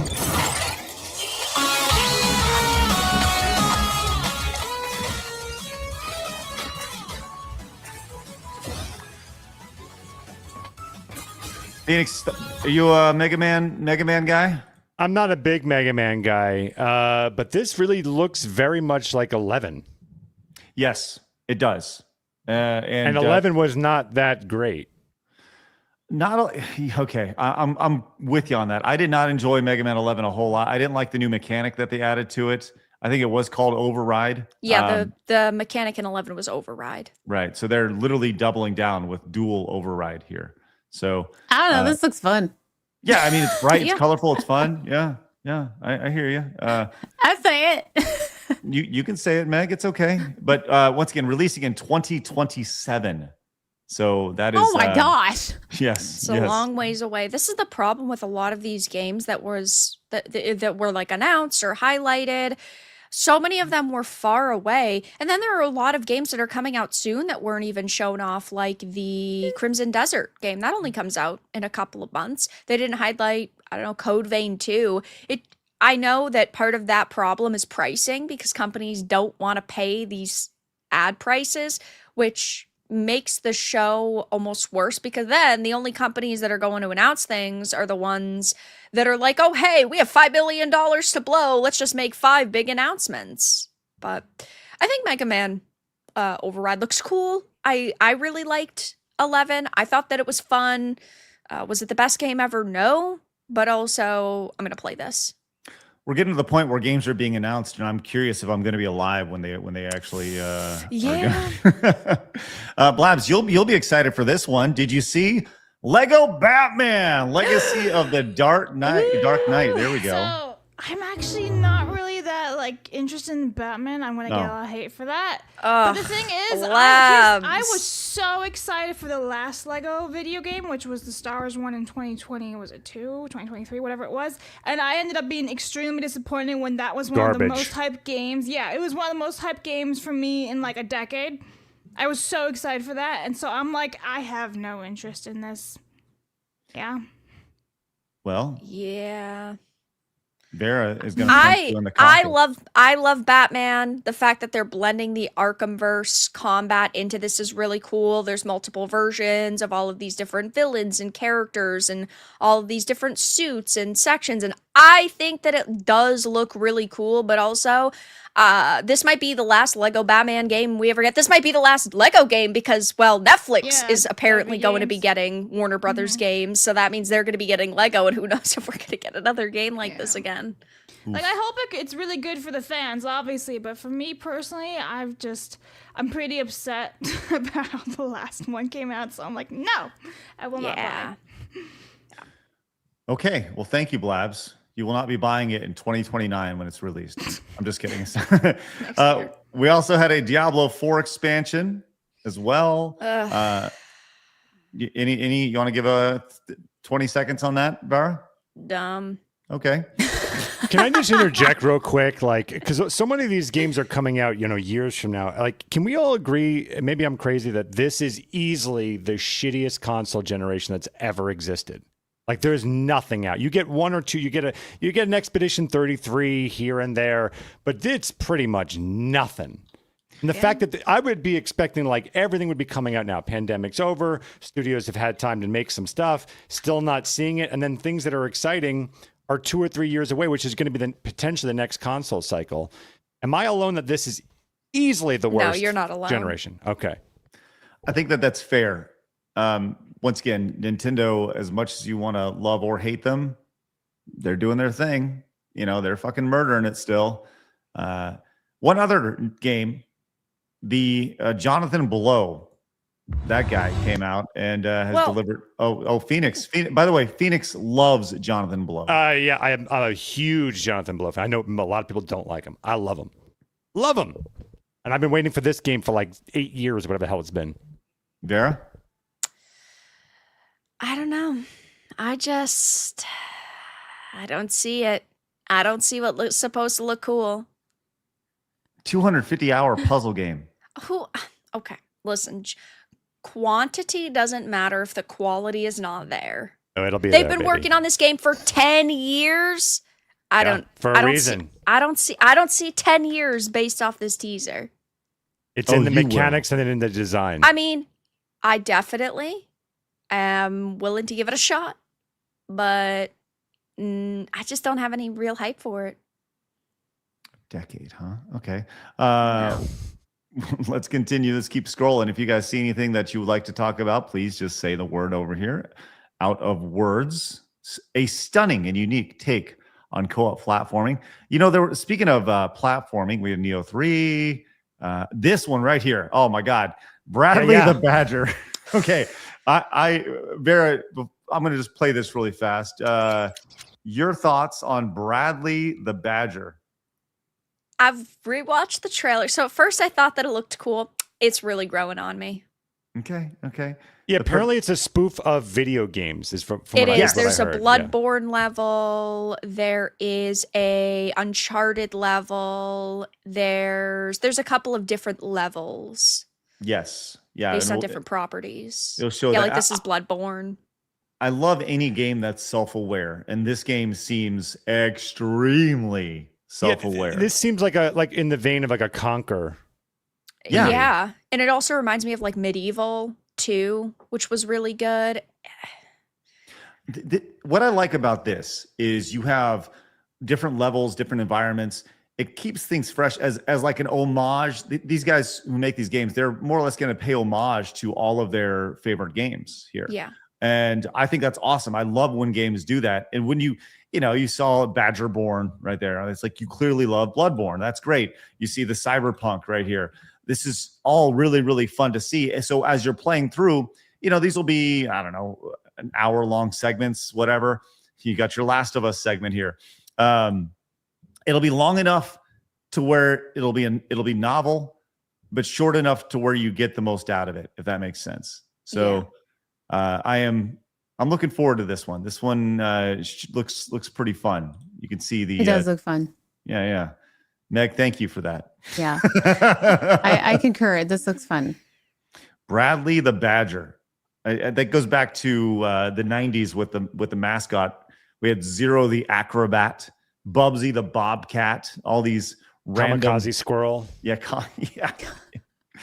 All right, we have Stupid Never Dies is set in a world where monsters are part of everyday life, and you are a lowly zombie. It's supposed to be a lollipop chainsaw type of game, but it just doesn't stick the landing. Mm-hmm. Coven of the Chicken Foot. Okay, sounds good. And we got, as you can see, if there's anything over here that you feel like we should stop at, please fire away. And then have like that one right there. Scroll down slightly. I don't remember what Orbitals is that what it's called? That looks really cool too. I don't know. I think that there were a lot of good games shown. I genuinely do. I think that the problem though is that so many of them are far away. Exactly. Right. Yeah. Right. Which, yeah, it's funny when you think about like movie development.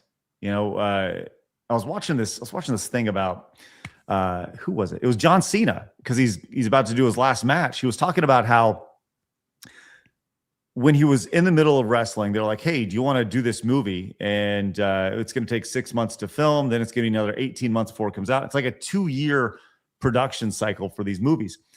And you look at it like that's ridiculous. But then you see these games that have 4 or 5, in Blow's case, a 10-year production cycle. That's fucking insane to me. Like, I don't understand how people can get excited for something that's coming out. Oh, you know, it'll be after the next 2 presidents will be elected. Like, that's just silly to me. Yeah. Been 84 years. I think that's how we all feel about that. And real quick, no one cares, but just a heads up, the reason why that game took 10 years for Jonathan Blow is he's also writing a whole new programming language. So he's been doing that. He's been also doing that too to change the industry. So it wasn't just that game. That's cool. Thank you. Look at him just being a giant Blow apologist. You know what else was announced? The 40K game. Oh my god, it looks so good. Which game? The Total War Warhammer. Oh, okay. Whew. Well, let's do a quick look at the winners. You can see them right here. And there they are. Excellent. All right, let's move on. Oh, Donkey Kong won something? I'm sorry. That game is fucking garbage. I'm sorry. Craig, you played the demo, and you can agree that game was absolute shit. I couldn't get into it. Couldn't get into it. Oh, Garbage. Yeah. Thank you. Yeah. But hey, best family game. It is a fun family game. No, that would destroy my family. Absolutely not. No one's allowed to play that game. Now, in addition to award for the games, there was actually an award for the Content Creator of the Year, which we saw that. We saw the VTuber year we talked about with Kirsha not too long ago. This may be the best acceptance speech I've ever seen when it comes to an award being handed out. This was Moist Critical winning Content Creator of the Year. You just say thanks. Moist Critical. Please, God, anybody but me. And the Burnt Peanut. Peanut. And the game award goes to Moist Critical. Congratulations. All right. Here are the nominees for Best Fighting Game. 2XKO, Capcom Fighting Collection 2, Fatal Fury City of the Thanks. World, Mortal Kombat. Exactly how I would accept an award. Yeah. Cool, thanks. Right. I fucking nailed it. That's why we don't do like awards, acceptance awards at the Real Game Awards. Like, why? Nobody cares. That's the perfect one right there. We have some other memes as well. Blabs, you put this one in. What's this about? Oh, I just thought it was funny because he kind of looks the same. That's it. Jeff does have as he's getting a little older, he does have dead eyes a little bit. He does. Yeah. Okay. We also saw this little meme as well. Jeff Keighley. You did it again, James. You pushed away the one guy who actually gave a damn about you.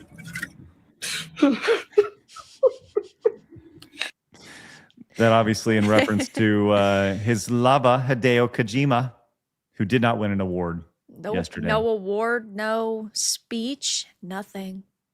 Then we have, in response to that, we have this down below. I require context. Death Stranded 2 didn't win any awards, and Kojima walked out of the ceremony as soon as he heard Expedition 33 won the Game of the Year. Oh, he was out. Sore loser. Hot take, Kojima, overrated. Yes. All right, good. Thank you. He's got 50 good ideas, but he needs an editor to bump it down to 30 good ideas. He tries to put too much into I think if a you single just knock out that experience. 30, and then we're on the same page. Yeah, okay, yeah. Come up with 0 good ideas. Yep. You know, you'd be surprised to know that he was the guy who came up with the look of the Street Fighter movie, Phoenix. Makes all the sense in the world. Makes all the sense in the world. All right, some real quick hits that Vara shared on the back end here. We had this. This is the Tomb Raider extra skin that you get when you link that. Oh, wow. Yeah, it's from Underworld. Looks pretty good. Come on, she looked feminine. Like, am Yeah. I crazy? Yeah, I agree. No, she looks feminine. Phoenix, I'm not saying she doesn't. But I'm saying, to me, like, what more could they have done? Give me 1 second. Give her a fat ass. Let me. I'll move Computer, on. enhance. That's right. Enhance. Yes, that's right. Enhance. Oh. Here we go. I got it. And then we have this from Major League. They're so big she can't even walk. That's right. That's right. Let's see. Give her bigger boobs. There we go. Stand by. But we also saw this from Major League Baseball. Talk about this crossing over to other sectors of pop culture. And they said, for those who come after, and this is obviously a reference to Expedition 33 winning here. I thought that was cool. Yeah. That is cool. Yeah, fun stuff right there. I want to let you know that Grok has not added. That's kind of funny. They actually just made her a little bit more thick. Here you go. Watch. Pay attention to her real quick. They femmed her face a little bit more, I think. There you go. You can kind of see. Yeah. They just kind of made her a little, like the entire character a little more thick. Right there. Grok does not want to give her bigger boobs. But once again, it goes back to that has nothing to do with her femininity. It has everything to do with her being Lara Croft. That's what it is. Like I agree with most people. You don't need to have big old boobies to be like super attractive. You don't in video games. But Lara Croft does. She's the difference. She's got a certain look. By certain look, you mean two giant honkers. Couple big assets. Yeah. Thank you. All right. Look, we didn't even get to the Girls Make Games stuff and the Games for Impact. That was kind of fun to see. Just a real quick hit when it comes to the Games for Impact here. Games for Impact was won by what's it called? South of Midnight. South of Midnight. Yeah, South of Midnight. The game no one played. Right. I played it. Oh, did you? I play everything though. I thought it was a 4 out of 10. I thought that it had some good ideas, but then they have you going around as a black woman picking cotton, and I just thought it got too weird. I think this is the interesting about it is you can have an impact, but here's the thing. How big of an impact are you playing when nobody's playing your game? Yeah, it's a Microsoft gaming game. And it was like on Game Pass. Like this is like free for people. Yeah. Microsoft acquired the studio, Compulsion Games. Well, there you go. Congratulations to all the winners and losers. Unfortunately, sorry to hear about those who lost. And I still think Silk Song should have gotten maybe one more. Yeah, in my humble opinion, maybe I don't know. Maybe Indie. I don't know. Expedition 33. Just saying. Yeah, I love Expedition. I do. I want Silk Song to get like something else. Well, it didn't. No, it didn't. And that's okay. Expedition 33 is a pretty good game because I am not a turn-based guy.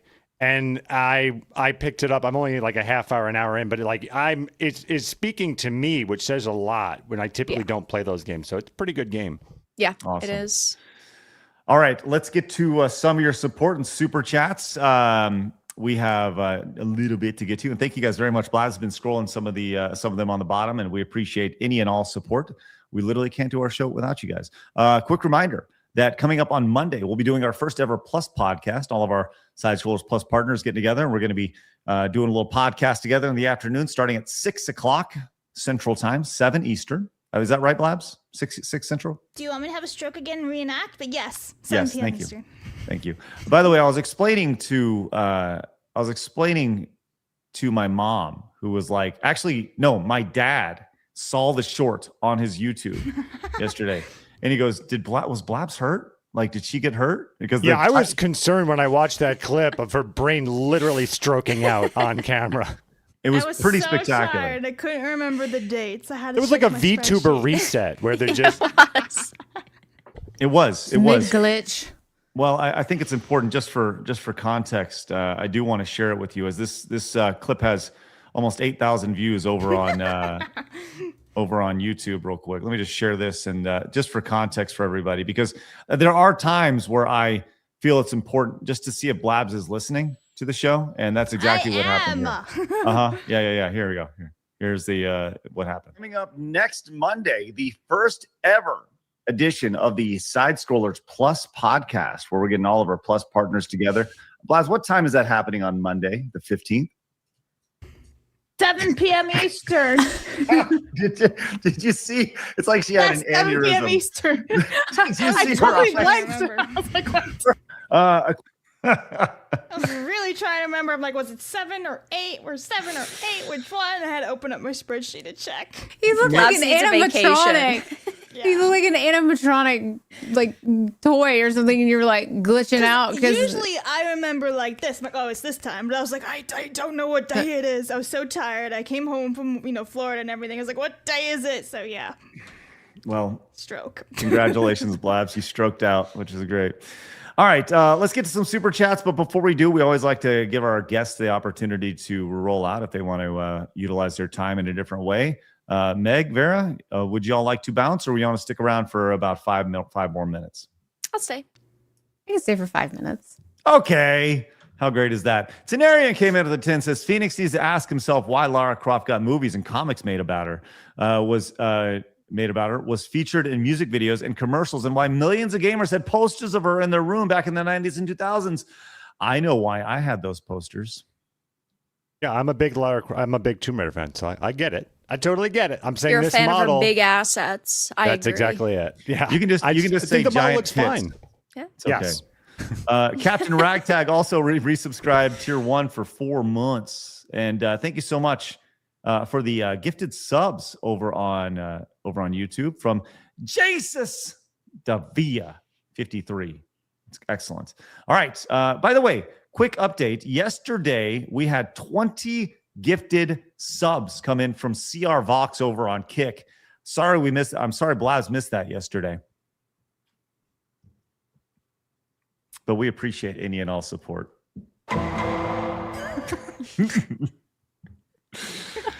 All right, Blabs, fire away with some of this wonderful support that we have. All right, starting from the top, Young Stuff said, let's go, Expedition 33, the weirdos are crashing out on X. New KOTOR, I'm extremely skeptical. If no creator character, I'm out. Resident Evil 9 with the Chad Leon is going to be awesome. Smash crashing, bet AM is coping. For a moment there, I was like, time, but now he means the waitress. Okay, Gear says, no Montez, the worst offender was the Player's Choice Award. Gacha fanatics are vote botting. Plus, breaking news suggestion. Oh, the horse game. Fans are asking Saya Games to sue PETA for defamation. Yeah. There's a lot of words. It's big words. John Kanji says, wonder if they felt like this when The Last of Us 2 won all the awards in 2020. Great point.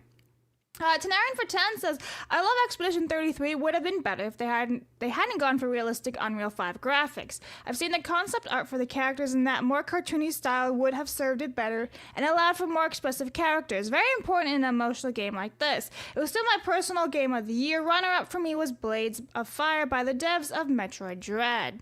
Also, I just started laughing about like the freaking law sound effects again. I start to giggle. All right, Dirt is King for 10 says, I feel for the devs that have the misfortune of releasing the same year as Expedition 33. Dispatch, Donkey Kong Bonanza, Hollow Knight, Silk Song, quality Game of the Year contender games, but E33 deserved the W. I don't agree on Bonanza, but I agree with Silk Song. Yeah, I'm with you there. Rod says Expedition 33 is an awakening for all game developers to put out their ideology and create a compelling stories, great gameplay, and we'll see there will not be any more firings for Montez. Dan comes in for 10. Guys, I have great news. Phenomenal news. Street Fighter the movie is canceled. No. Shut up. Alyssa Mercante has come out of her hole and responded to my tweet. Can I just say real quick, I thought she was leaving X like 8 times. I know. I thought she was so gone. It's crazy. I was talking about protect his peers. Jeff doesn't work in the fast food industry. She then responded down below. Hi, Craig. I'm talking about the developers and voice actors who were in the theater that he has harassed and defamed. Wow. So certainly not talking about her. Although she made it about her. Yeah, she painted herself to be a victim of his horrible treatment of these people. That's how I saw it. Right. Well, good of her to get out of her hole here and to respond, which is really, really nice. So What should I say back? What should I say to Mercante? Nothing. Because the more you give her attention, the more she keeps That's feeding true. off of it. Don't feed the beast. Yeah. Oh, yes. All right. Go ahead. Yes, sorry, Blabs. Go ahead. Yeah. Okay. Ice Wolf for 10 says Ace Combat 8 being announced for 2026 has me tweaking harder than a meth addict. Gosh. Wow. Dan says, I did not expect Expedition 33 that many awards. After I bought a physical copy from Amazon like 2 days ago, I never got the chance to play it anyway. It's amazing. You're going to love it. Dan also says, saw the trailer of Street Fighter movie. It looks fucking awesome to me. I hope it's good. Wow, okay, Phoenix. Now there's 2 movies I want to see in theaters next year, Mortal Kombat 2 and Street Fighter. I'm all in. Thank you for that. Retro says, morning all, the 1 year I skipped watching the Game Awards, and I found out afterwards there's 2 new Tomb Raider games, both with Lara still being deconstructed. Justice for Lara Croft and her legacy. And Rod says, love seeing Leon as the second protagonist for Resident Evil 9, but I would have loved Capcom could use to Jill and Claire. They have not been playable since the Revelation games. Side note, the only thing I did watch live was freaking Lenny Kravitz joining 007 and just walking on stage. I was like, what is this? Anyway, that's all I saw. Game Hunter series for 20 says, damn, I decided to go for the Anthem Platinum for the bragging rights. Craig, it's okay to cry. I never made fun of my friends when they are at their worst. As a good friend, it's my job to uplift them. Drev says, don't tell me about your upcoming game until it's in within 3 months of release. I think you could stretch it to a year maximum. Dan says, there's a lot of gaming announcements, but the one I'm excited for is Saros shown at the Game Awards. I really enjoyed Returnal on the PlayStation 5. You and Phoenix are the only ones who own that. Maybe Meg. Returnal? No, PlayStation 5. Oh, I was going to say Returnal's good. Mercenary Pretend says, Phoenix, that's not a hot take. Kojima being overrated is a state and fact of life. The man is nothing more than a movie director, could not make it into movies and was stuck as a video game director. Yeah, I'd put air quotes on movie director. So. Saint says, Melee James tried to make Grok racist. No matter what he said, it just wouldn't. Jewish AF says, the knee Blabs took to the lady bits looks a bit staged. I think Craig got a clever idea from WWF on how to drum up some buzz. Incorrect. I don't know, man. I'm still icing my vagina. Yeah, thank you, I was Blabs. there. Appreciate I saw that. it. Yep. I was in the middle of it. Yeah, she was there too. Guys, I witnessed. And then Des tried to kick me in the butt. Yeah. That was not on camera, Lots but like, of it abuse. was cut off. Yeah, I was very scared. I was getting abused from everywhere. So, anyway, Taker for 10 says, I love the early NES Mega Man and SNES Mega Man X games, but the 3D ones were an abomination. You guys ever play those? Tank controls in Mega Man. Forget about it, with development times being 6.